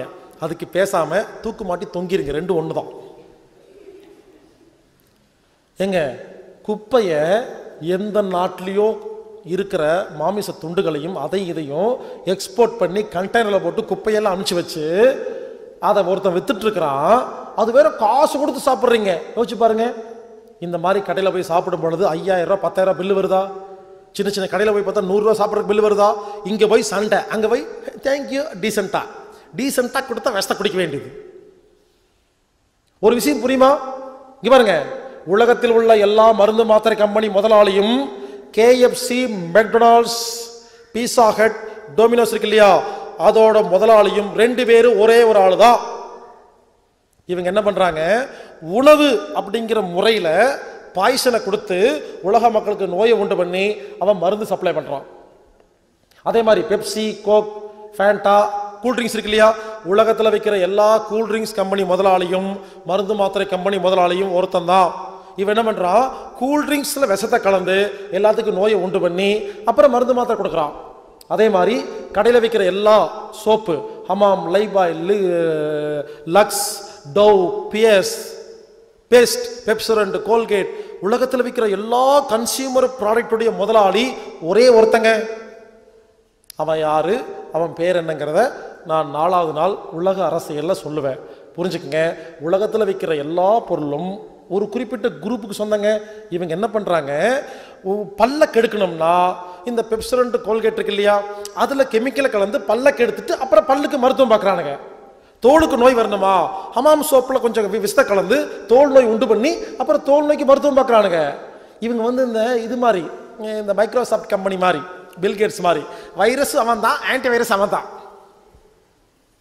இவனே ஆன்டி வைரஸ் கண்டுபிடிப்பான், அப்புறம் வைரஸ் கண்டுபிடிப்பான். புரிஞ்சுங்க, வைரஸ் கண்டுபிடிச்சா அதே மாதிரி உலகத்தில் ஒரு மிகப்பெரிய ஒரு மாஃபியா கேங் விளையாண்டு இருக்குங்க. அதனால சொல்றேன், தயவு செய்து ஹோட்டல் சாப்பாடு அவாய்ட் பண்ணுங்க. இந்த கேஎஃப்சி மெக்டானல்ஸ் எல்லாம் ஜாலியாக என்னைக்காவது ஒரு ஃபேஷனாக சாப்பிடுங்க. இதுவே பொழப்பா பண்ண வேண்டாம். இப்பெல்லாம் ஃபேஷனாகி போச்சு, சமைக்க வேண்டாம், இன்னைக்கு கேஎஃப்சி போகலான்னு ஒரு பெருமை. குப்பையை சாப்பிட்றதுக்கு ஒரு பந்தா. புரிஞ்சுக்குங்க, ஹோட்டல் சாப்பாடு அவாய்ட் பண்ணுங்க, வீட்டு சாப்பாடு சாப்பிடுங்க. வீட்டு சாப்பாடு அமிர்தம்னு யாரு தெரியுமா தெரியும்? என்னைக்காவது நார்த் இந்தியாவுக்கோ துபாய்க்கோ சிங்கப்பூருக்கோ மலேசியாவுக்கோ தனியா போய் வேலை செய்யும் பொழுது சோத்துக்கு வக்கு இல்லாம சிங்கி அடிச்சுட்டு வீட்டுக்கு வருவாங்க பாத்தீங்களா, அவங்களுக்கு தான் தெரியும். அப்புறம் வந்துட்டு வீட்டில் உட்காந்துட்டு ஒரே ஒரு தயிர் சாப்பாடு கூடாதுன்னு கேட்டு உட்காந்துருப்பாங்க. உண்மையிலேங்க, வெளியெல்லாம் போனால் எங்கே போனாலும் நல்ல சாப்பாடு கிடைக்கிறதே இல்லைங்க. ஏன் தெரியலன்னா, வீட்டில் நல்ல சாப்பாடை சாப்பிட்டு சாப்பிட்டு உடம்புல நிறைய தெம்பு இருக்கா தெரிய மாட்டேங்குது. 6 மாதம் வெளியே போய் சாப்பிட்டு பாருங்க ஹோட்டலில், உடம்புல ஒன்றும் இல்லை, ஆடி போயிடும். யாராவது வீட்டு சாப்பாடை குறை சொல்லிட்டே சுற்றிட்டு இருக்கிறாங்களா, துரத்தி விடுங்க, எங்காவது நார்த் இந்தியாவுக்கு போயிட்டு வரட்டும். அப்புறம் வந்து உட்காந்து தக்காளி சாப்பாடு செஞ்சு கொடுன்னு கெஞ்சிட்டு இருக்குங்க. ஸோ வீட்டு சாப்பாடு அமிர்தம், ஹோட்டல் சாப்பாடு சரியில்லை. சாப்பிடுங்க, வேண்டான்னு சொல்ல. அதுவே ஒரு பொழப்பா செய்ய வேண்டாம். ஏதோ ஜாலியாக என்னைக்காவது ஃபேஷனாக சாப்பிடுங்க. அடுத்தது, சாப்பிடும் பொழுது சம்மணங்கால் போட்டு உட்கார்ந்து முதுக நேராக வச்சு தான் சாப்பிடணும். அப்பதான் ஜீரணமாகும். காலை தொங்க போட்டுட்டு உட்கார்ந்துட்டு சாப்பிட்டா ஜீரணமாகாது. இங்க பாருங்க, காலை தொங்க போட்டு உட்கார்றது எவ்வளோ மோசம்னு சொல்கிறேன்.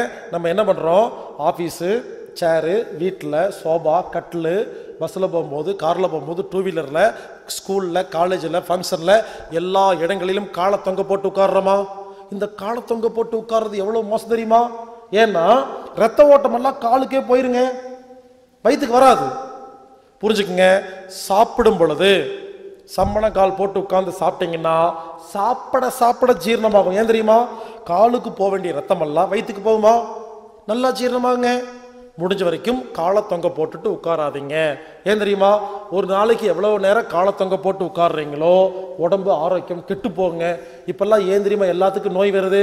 எல்லாரும் காலை தொங்க போட்டு உட்கார்றது தான். ஏன்னா ரத்த ஓட்டம் தேவையில்லாம காலுக்கு போயிருது. முக்கியமான உறுப்புகள் எங்க இருக்குது? இந்த இடுப்புக்கு மேலதான் இருக்கு எல்லா உறுப்புகளும். காலை சம்மணங்கால் போட்டு உட்காரும் பொழுது முக்கியமான உறுப்புகளுக்கு ரத்த ஓட்டம் அதிகமா பாயும். என்னால காலை தொங்க போட்டு உட்காந்து 8 மணி நேரம் எல்லாம் பேச முடியாதுங்க. ஆனா சம்மணங்கால் போட்டு உட்கார்ந்தேன்னா நான் பேசிக்கிட்டே இருக்கிறேன். ஏன்னா ரத்த ஓட்டம் உடம்புல பாயுது, காலுக்கு போறதில்ல. அதனால நான் என்ன சொல்றேன், எப்பெல்லாம் சாப்பிட்றீங்களோ சம்மணங்கால் போட்டு உட்கார்ந்து சாப்பிட்டு பாருங்க, சாப்பிட சாப்பிட ஜீரணமாகும். இங்க பாருங்க, கீழே உட்கார்ந்து சாப்பிடுங்கன்னு சொல்லல, டைனிங் டேபிள்ல சேர்ல உட்காந்துக்குங்க, அந்த சேர்ல கால் மடக்கி உட்காருங்க. ஒருவேளை கால் மடக்கி உட்கார முடியலன்னா ஒரு காலையாவது மடக்கி உட்காருங்க. எவ்வளவு மடக்கி உட்கார்ந்து சாப்பிட்றீங்களோ அவ்வளவு நல்லது. இல்லைங்க எனக்கு கால் மடக்க முடியலன்னா நீங்க கால் நீட்டி உட்காந்துக்கலாம். வீட்டில் சாப்பிடும் பொழுது இந்த பாட்டியில உட்காந்துருப்பாங்க இல்லையா, இந்த கால் நீட்டி உட்கார்ந்து சாப்பிட்டு பாருங்க, நல்லா ஜீரணமாகும். அடுத்தது, குளிச்சா 3/4 மணி நேரத்துக்கு அப்புறம் தான் சாப்பிடணும். சாப்பிட்டா 2.5 மணி நேரத்துக்கு அப்புறம் தான் குளிக்கணும். ஏன்? உடம்பின் டெம்பரேச்சர் 37 டிகிரின்னு பார்த்தோமா, 37 டிகிரி 98.4 டிகிரி ஃபாரன்ஹீட் பார்த்தோமா. உடம்பு ஒழுங்கா மெயின்டைன் இருக்கா டெம்பரேச்சரை?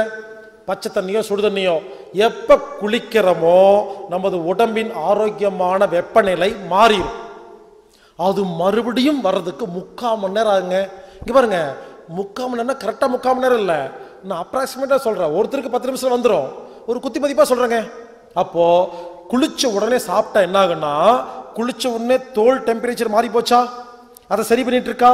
அந்த நேரத்தில் ஜீரணத்துக்கு முக்கியத்துவம் கொடுக்காது. நீங்க குளிச்சுட்டு உடனே சாப்பிட்டு பாருங்க, அன்னைக்கு வயிறு திம்முன்னு கஷ்டமா இருக்கும், என்னமோ டிஃப்ரெண்டா இருக்கும். அதனால குளிச்சா 3/4 மணி நேரத்துக்கு அப்புறம் சாப்பிடுங்கள். அதே மாதிரி சாப்பிட்டா 2.5 மணி நேரத்துக்கு அப்புறம் குளிங்க. ஏன்? சாப்பிட்ற சாப்பாடு வாயு வயிறு குடல்ல ஜீரணமாகி ரத்தத்தில் கலந்து அது ரத்தத்தை சுத்திட்டு போய் பேங்க்ரியாஸ்ல இன்சுலின் வாங்கி செல்லுக்குள்ள போய் மைட்டோகாண்ட்ரியில உட்கார்ந்து ஒரு வெப்பத்தை உருவாக்கி இயக்க சக்தியா மாறி பிராணசக்தியா மாறக்கு 2.5 மணி நேரம் ஆகுமா? அப்போ அந்த 2.5 மணி நேரத்தில் குளிச்சா என்ன ஆகுனா, நீங்க ஒண்ணு பண்ணுங்க, சாப்பிட்டு முடிச்ச உடனே குளிங்க.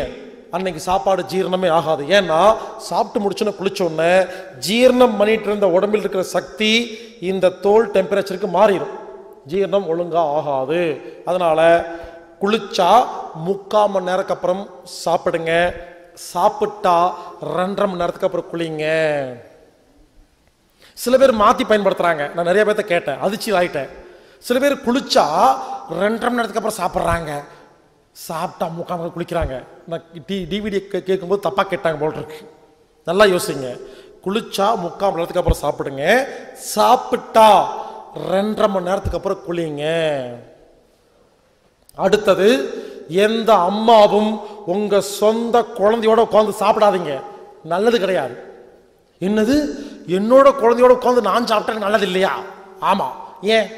இந்த அம்மாக்கள் செய்யற தப்பு என்னன்னா, இந்த குழந்தைகள் உட்கார்ந்து சாப்பிட்றாங்க இல்லையா, இந்த அம்மாவும் சாப்பிடுவாங்க, குழந்தைக்கு போட்டுருவாங்க.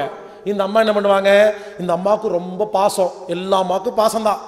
இவங்க சாப்பிட்றாங்களோ இல்லையோ, ஏய் ரசம் ஊத்திக்கோ, ஏய் காலை தொங்க போடு, பேசாத, அது இங்க வைக்கிறேன் அப்படின்னு இந்த அம்மா என்ன பண்றாங்க, தான் சாப்பிட்டு இருக்கும்போது குழந்தைக்கு பரிமாறினா கவனமெல்லாம் குழந்தைய மேய்க்கிறதுலயே இருக்குது. இந்த அம்மா சாப்பாட்டை கோட்டை போட்டுறாங்க. அதனால அம்மாக்கள் சாப்பிடும் பொழுது முதல்ல குழந்தைக்கெல்லாம் போட்டுட்டு அவங்க எல்லாம் நிம்மதியா சாப்பிட்டு போன உடனே நீங்க தனியா உட்கார்ந்து சாப்பிடுங்க. சில பேர் கல் நெஞ்சம் உள்ள அம்மாக்கள் உட்கார்ந்து சேர்ந்து சாப்பிட்டுக்குங்க. எந்த அம்மா கல் நெஞ்சமே கிடையாது. எங்க வீட்லிங்க நான் என்ன பண்ணுவேன், தட்டில் சாப்பாடு போடுவேன். எங்க அம்மா அப்பா எங்க இருக்காங்கன்னு கண்ணுக்கே தெரிய மாட்டாங்க. சரிங்களா? நான் உட்காந்து தனியா, நான் நினைச்சுக்குவேன் தனியா உட்காந்து சாப்பிட்டுருக்கேன்னு. சாப்பாடு போடுவேன், குழம்பு ஊற்றுவேன், சாப்பிடுவேன்.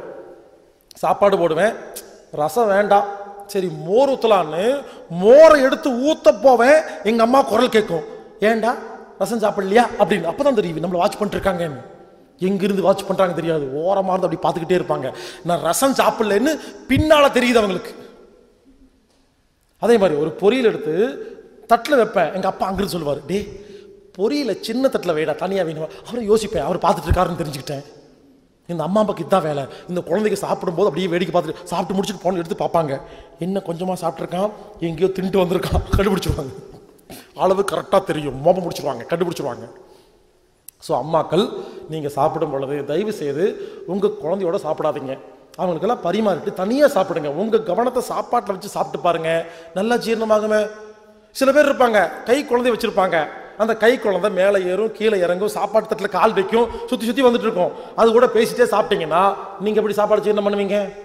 கை குழந்தைய உங்கள் மாமியார்ட்டையும் அம்மாட்டையும் யார்ட்டையும் கொடுத்துட்டு ஒரு 5 நிமிஷம் கொடுத்துட்டு முழு கவனத்தையும் சாப்பாட்டில் வச்சு சாப்பிடுங்க. அம்மாக்கள் உங்கள் சாப்பாடு நல்லா ஜீரணமாகும். இங்கே பாருங்க, இன்னும் 2 பாயிண்ட் இருக்கு, அவ்வளோதான், சாப்பாடு முடிஞ்சிடுச்சு. இப்போ அடுத்த பாயிண்ட், எது எதெல்லாம் சாப்பிடலாம், எது எதெல்லாம் சாப்பிடக்கூடாது. சரிங்களா? எது எதெல்லாம் சாப்பிடலாம், எது எதெல்லாம் சாப்பிடக்கூடாது. டைம் ரொம்ப கம்மியாக இருக்குது, நிறைய ஐட்டம் இருக்குது, நான் ஸ்பீடாக சொல்லுவேன், முடிஞ்சால் நோட் பண்ணிக்கோங்க. எது எதெல்லாம் சாப்பிடலாம், எது எதெல்லாம் சாப்பிடக்கூடாது. ரெடி? Jude ready. என்ன வேணாலும் சாப்பிடலாம். இப்போ எதுக்கு பேப்பர் பண்ண தூக்கிட்டு உட்காந்துருக்கீங்க? என்ன வேணால் சாப்பிடலாம். ஆனால் எல்லாரும் சொல்லுவாங்க, பூமிக்கு கீழே விளையிறத சாப்பிடாதீங்க அப்படின்னு சொல்லியிருக்கிறாங்களா? நிறைய பேர் சாப்பிடாம இருக்கீங்களா? சாப்பிடாமே இருங்க. அதே குரூப் கொஞ்ச நாளுக்கு அப்புறம் சொல்லும், பூமிக்கு மேலே விளையிறதையும் சாப்பிடாதீங்கன்னு சொல்லும். என்ன பண்ணுவீங்க? இருக்கிறதே 2 ஐட்டம் தான், பூமி கீழே ஒன்று, பூமிக்கு மேலே ஒன்று. புரிஞ்சுக்குங்க, பூமி கீழே என்ன விளையுது? கேரட்டு, பீட்ரூட்டு, உருளைக்கிழங்கு, கருணக்கிழங்கு, வெங்காயம், பூண்டு, அவ்வளோதான், முடிஞ்சு போச்சு. புரிஞ்சுக்குங்க, இதை சாப்பிட்டா என்ன வியாதி வரும்? இங்கே பாருங்க, ஒன்றும் இல்லை. பிரச்சனை பூமிக்கு கீழேயா மேலேயாங்கிறது இல்லை, உங்களுக்கு சாப்பிட தெரியுமா தெரியாதாங்கிறது தான். உருளைக்கிழங்க சாப்பிட்டா ஏன் என்ன ஆயிரும்? ஒன்றும் ஆகாது. உருளைக்கிழங்கு நம்ம எப்படி சாப்பிட்றோம்னா, உருளைக்கிழங்க வாயில போட்டு ஒழுங்கா மெல்லாம பசி இல்லாதப்போ டிவி பார்த்துட்டு பேப்பரை படிச்சுட்டு என்ன பண்றோம், அப்படியே முழுங்கிடுறோமா? இந்த உருளைக்கிழங்கு வாய்க்குள்ள போகும்போது உருளைக்கிழங்கா இருக்குதா? வயிற்றுக்குள்ள போகும்போது உருளைக்கிழங்காவே போகுது, குடலுக்கு போகும்போது உருளைக்கிழங்காவே போகுது. கடைசி எங்க? அங்க ஆப்ரேஷன் தியேட்டர்ல அங்க வந்து விழுகும்போது, அங்க புரிஞ்சுதா, அங்க வந்து விழுகும்போது உருளைக்கிழங்காவே வந்து விழுந்துருது. அங்க என்ன எங்கன்னு புரிஞ்சுதா? அங்க. இப்ப சொல்லுங்க, பிரச்சனை உருளைக்கிழங்கா? உங்களுக்கு சாப்பிட தெரியலையா? இனிமேல் உருளைக்கிழங்கு யாராவது கொடுத்தா வாயில போட்டு நல்லா மென்னு கூழ் மாதிரி அரைச்சு, உருளைக்கிழங்கில் உள்ள கார்போஹைட்ரேட், புரோட்டீன், விட்டமின் இருக்கு இல்லையா, அதை வாயிலேயே பிரிச்சிடணும். தொண்டை வழியா இறங்கும் பொழுது அது உருளைக்கிழங்குன்னு பேர் இருக்கக்கூடாது, கூழுன்னு மாத்தணும், பேஸ்ட். இப்போ உருளைக்கிழங்க வாயிலேயே பேஸ்ட் மாதிரி மாத்தி முழுங்கினா வயிற்றுக்கு தெரியுமா உருளைக்கிழங்குன்னு? வயிற்றுக்கு தெரியுமா பூமி கீழையா மேலையான்னு? புரிஞ்சுக்குங்க. இனிமேல் எப்ப யார் எது சாப்பிட்டாலும் தயவு செய்து புரிஞ்சுக்குங்க, நல்லா கேட்டுக்குங்க. வாய்க்கு மட்டும்தான் பேர் தெரியணும், வயிற்றுக்கு தெரியக்கூடாது. அப்படி சாப்பிட்டா இங்க பாருங்க, இனிமேல் எப்ப எதை சாப்பிட்டாலும் வாய்க்கு மட்டும்தான் பேர் தெரியணும், வயிற்றுக்கு தெரியக்கூடாது. இப்படி சாப்பிட்டீங்கன்னா பூமிக்கு மேலே கீழேயும் சாப்பிடலாம், பூமிக்கு மேலேயும் சாப்பிடலாம், நேஷனல் ஜியோகிராபி சேனல் வர எல்லாத்தையும் பிடிச்சி சாப்பிடலாம், டிஸ்கவரி சேனல் வரதெல்லாம் பிடிச்சி சாப்பிடலாம், ஒன்றும் ஆகாது. பிரச்சனை சாப்பிட தெரியலை. இவருங்க சும்மா சொல்லிங்க, என்ன வேணா சாப்பிடலாங்க, நான் சும்மாலாம் சொல்ல. உங்க ஊர்லயே சில பேர் இருப்பாங்க, சிக்கன், மட்டன், சுக்கா, கொத்து, புரோட்டா, ஆனியன் ரோஸ்ட்னு நல்லா சாப்பிடுவாங்களா? 90 வயசு நல்லா இருப்பாங்களா? பார்த்துருப்போமா இல்லையா? அதே ஊர்ல தயிர் சாப்பாடு மட்டும் சாப்பிட்டு ஒருத்தர் கேன்சர் வந்திருக்கும், வந்திருக்கா இல்லையா? ஏன்? எது சாப்பிட்றோம் முக்கியம் இல்லைங்க, எப்படி சாப்பிட்றோம் தான் முக்கியம். அதனால இன்னைக்கு மத்தியானம் சாப்பிட போறீங்க இல்லையா, இன்னைக்கு மத்தியானம் நிறைய ஐட்டம் எல்லாம் கொடுப்பாங்க, நல்லா கேட்டுக்குங்க. எதுவுமே வாய்க்கு மட்டும்தான் பேர் தெரியணும், வயிற்றுக்கு தெரியக்கூடாது. இன்னைக்கு மத்தியானம் நல்லா மென்னு கூழ் மாதிரி அரைச்சு வயிற்றுல முழுங்கிட்டு வந்து உட்கார்ந்தீங்கன்னு வச்சுங்களேன், இன்னைக்கு மத்தியானம் உங்க வயிறு உங்ககிட்ட கம்ப்ளைண்ட் பண்ணணும். என்ன கம்ப்ளைண்ட் பண்ணணும்? ஏய், கடந்த 45 வருஷமா நானும் பார்த்துட்டு இருக்கிறேன், வயிற்றுல எனக்கு பேர் தெரிஞ்சது, இன்னைக்கு என்ன ஒரு பேரும் தெரியல அப்படின்னு கேட்கணும். நீங்க வயிற்றுல சொல்லுங்க, வயிறு இனிமேல் உனக்கு பேரே தெரியாது, கூழ் மட்டும்தான் வரும்னு சொல்லிட்டீங்கன்னா என்ன வேணாலும் சாப்பிடலாம். பருப்பு வடை, மசால் வடை இருக்கு இல்லையா, நல்ல பெரிய மசால் வடை, அதில் கடல பருப்பு எல்லாம் போட்டிருப்பாங்க இல்லையா, அந்த வடையை நான் 1000 பேர்த்து கொடுக்குறேங்க. 1000 பேர்த்த சாப்பிட சொல்லுங்க. 1000 பேர் சாப்பிட்டு முடிச்சுட்டு 1000 பேர் அடுத்த மலம் போவாங்க இல்லையா, அப்போ போய் அதை ஜூம் பண்ணி பார்க்கலாம். 1000 பேர்த்து மலத்திலையும் என்ன இருக்கு தெரியுமா? பருப்பு வடையில கடலப்பருப்பு போட்டாங்களா குண்டு குண்டா, அந்த முழு கடலப்பருப்பு அந்த மலத்தில் கிடக்கும். அப்ப என்ன அர்த்தம்? வடையில போட்ட கடலப்பருப்பு எந்த செக் போஸ்ட்லயும் மாட்டாம ஹைவேஸ்லயே பூந்து வந்துருச்சுன்னு அர்த்தம். அப்புறம் உட்கார்ந்துட்டு எனக்கு புரோட்டீன் கம்மியா இருக்குன்னு ஏன் கம்ப்ளைண்ட் பண்றீங்க? வடையில போட்ட பருப்பு அங்கேயே போச்சு. இனிமேல் எல்லாரும் மலம் போனா ஒரு முறை உத்து பார்க்கணும், எந்த பருப்பு இருக்கக்கூடாது. ஏன்? ஒரு கடுகு கூட இருக்கக்கூடாது. சில பேத்துக்கு பருப்பா இருக்கும், சில பேத்துக்கு வடையே கிடக்கும். சில பேர் பார்த்தா கண்டுபிடிச்சிடலாம், தேங்காய், மாங்காய், பட்டாணி, சுண்டு எல்லாம் தெரியும், நேற்று என்ன சாப்பிட்டு சொல்லி போடலாம். சாப்பிட்ற தப்பா சாப்பிட வேண்டியது, அப்புறம் உணவை குறை சொல்ல வேண்டியது. புரிஞ்சுக்குங்க, சாப்பிட்ற முறை தாங்க ரொம்ப முக்கியம். எந்த அளவுக்கு வாயில கூழ் மாதிரி அரைச்சு சாப்பிட்றோமோ அது மருந்தா தாங்க மாறும். இங்க பாருங்க, இனிமேல் மலத்துல ஒரு கடுகு கூட இருக்கக்கூடாது. எப்ப கடுகு இருக்கோ என்ன அர்த்தம்? கடுகு ஒழுங்கா ஜீரணமான அர்த்தமா? கடுகே இல்லைன்னா அப்ப எல்லாமே ஜீரணமாயிடுச்சு அர்த்தமா? புரிஞ்சுக்கங்க, கடுகில்லாத மலம் பெறுவோம், ஆரோக்கியமாக வாழ்வோம். உங்க ஊர்ல எனக்கு சின்ன ஸ்பான்சர் பண்ணுங்க. உங்க ஊர்ல ஒரு கல்வெட்டு ஒன்று எடுத்து நடு பஸ் ஸ்டாண்ட் பக்கத்தில் எடுத்து வைங்க, சரிங்களா? அதுல கடுகில்லாத மலம் பெறுவோம், ஆரோக்கியமாக வாழ்வோம் போட்டு ஈழர் பாஸ்கர் எழுதி வைங்க. பிற்காலத்தில் சந்ததிகள் பார்த்து புரிஞ்சுக்குமா இல்லையா? இன்னொரு ஐடியா, நாம ஒழுங்கா சாப்பிட்டோமா இல்லையான்னு எப்படி கண்டுபிடிக்கிறதுனா, யூரோப்பியன் டாய்லெட் இருக்கு இல்லையா, உட்கார்ந்து லெட்டின் போற மாதிரி, அதுல தண்ணி இருக்குமில்ல, இங்க பாருங்க, தப்பா சாப்பிட்டுட்டு போய் மலம் போங்க, மலம் தண்ணியில முங்கிரும். நான் சொன்ன மாதிரி நல்லா கூழ் மாதிரி இறைச்சு சாப்பிட்டுட்டு மலம் போங்க, எல்லா மலமும் தண்ணியில மிதக்கும். யார் ஒருவர் ஒழுங்கா சாப்பிட்றீங்களோ மலம் தண்ணியில மிதக்கும். தப்பா சாப்பிட்டா மலம் தண்ணியில முங்கிரும். எவ்வளவு சிம்பிள் ஐடியா! நீங்க ஒழுங்கா சாப்பிட்றீங்களா இல்லையான்னு கண்டுபிடிக்கிறதுக்கு சிம்பிள் டெக்னிக்.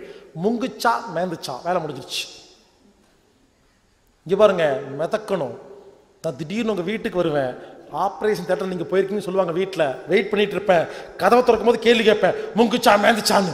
மரியாதையா பதில் சொல்லணும். முங்குனா மாட்டிட்டீங்க, மிதக்கணும். சில பேர் யோசிக்கிறீங்க, தம்பி உனக்கு வேற வேலை வெட்டியே இல்லையா, இதெல்லாம் உட்காந்து ஆராய்ச்சி பண்ணியா, என்ன பண்றது, ஃப்ரீ டைம்ல ஹாபியா இருக்கும்போது இப்படி எல்லாம் யோசிக்கிறதா?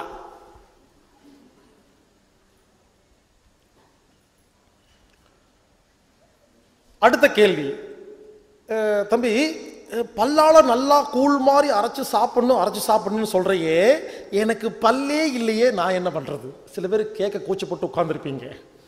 அதுக்கு பதில் சொல்றேன். எப்ப பல்லு இல்லையோ, நீங்க குழந்தைக்கு பல்லு இல்லையா, அதுக்கு என்ன பண்றோம்?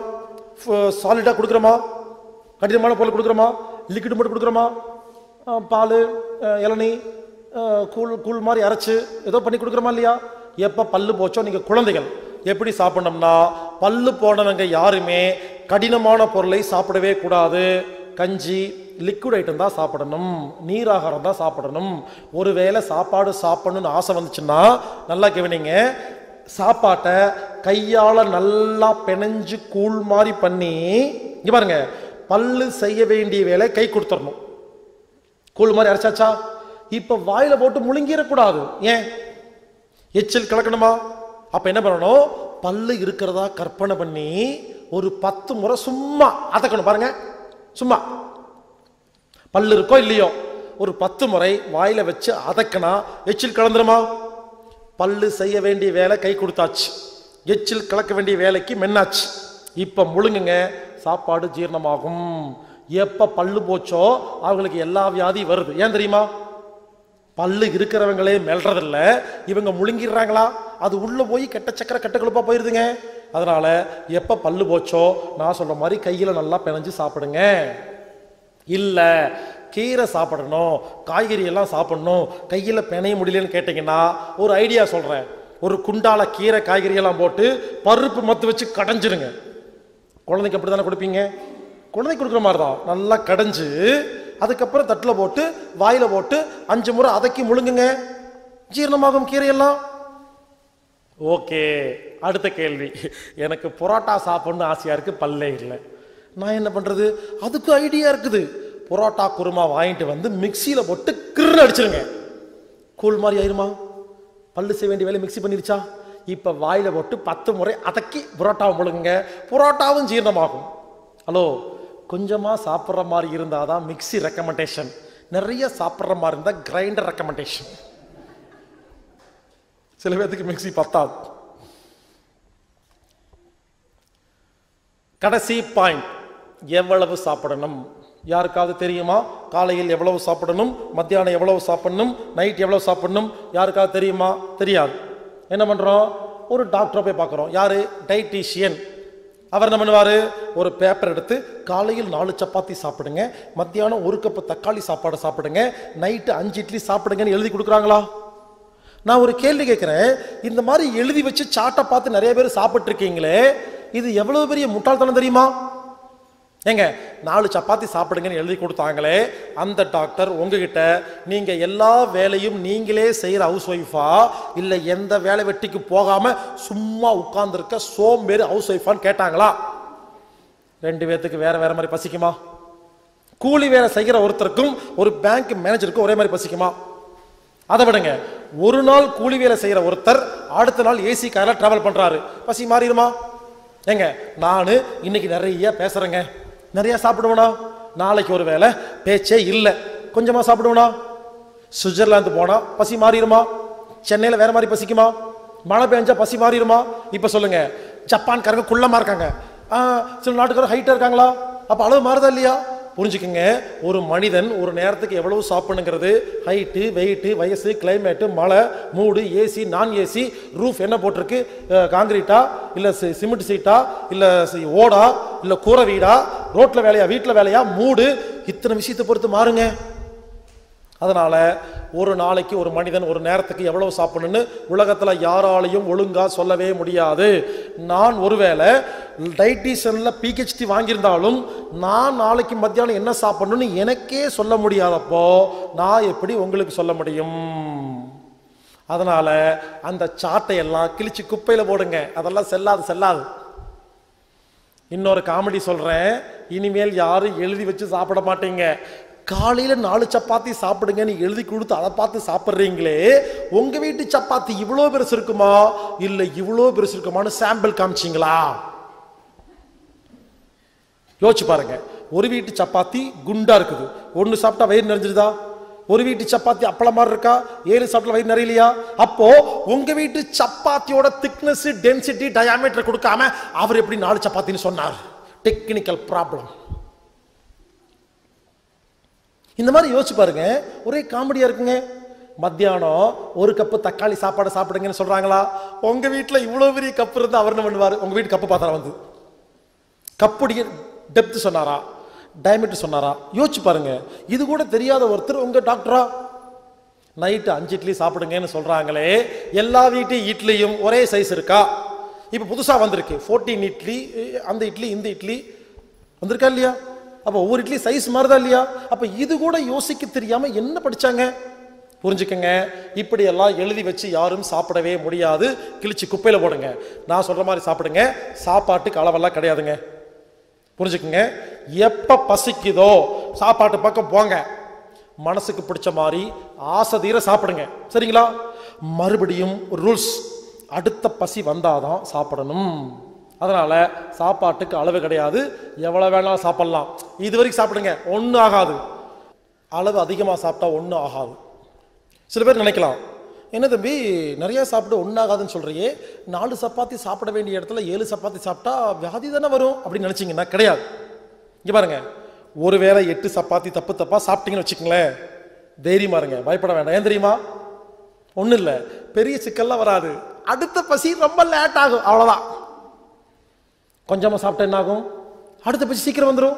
இங்கே பாருங்க, சாப்பாட்டு அளவு முக்கியம் இல்லைங்க. ரூல்ஸ் என்ன தெரியுமா? ஒரு முறை சாப்பிட்டா எவ்வளவு வேணா சாப்பிடலாம், ஒரே ரூல்ஸ்.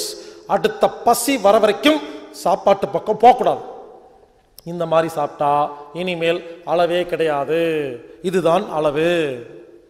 சில பேர் யோசிக்கிறீங்க, இப்படி சொன்னா ஒத்துக்க மாட்டேன், எனக்கு அளவு சொல்லுங்க அப்படின்னு சொன்னீங்கன்னா அதுக்கு ஒரு டெஸ்ட் இருக்கு, எக்ஸ்பெரிமெண்ட். சரிங்களா?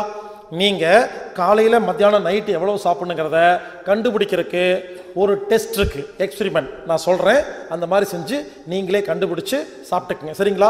அது கொஞ்சம் டைம் ஆகும், அதை சொல்லி கொடுக்குறேன். அதுக்கு என்ன பண்ணுங்கன்னா, ஒரு நாளைக்கு ஒரு நேரத்துக்கு எவ்வளவு சாப்பிடணும் கண்டுபிடிக்கணும்னா, நீங்க வீட்டுக்கு போறீங்க இல்லையா, ஒரு நாள் வீட்டுக்கு போகும்பொழுது ஹோட்டல்ல 5 பேக்கெட்டு பிரியாணி பொட்டலை வாங்கிட்டு போங்க. உங்களுக்கு இல்லை, உங்க வீட்டில் நாய் வளர்த்துவீங்க இல்லை, அதுக்கு டெஸ்ட் பண்ணி பார்க்கறதுக்கு. ஒரு பிரியாணி பொட்டலத்தை நாய்க்கு உடைச்சு போடுங்க. உங்க வீட்டு நாய் என்ன பண்ணும்?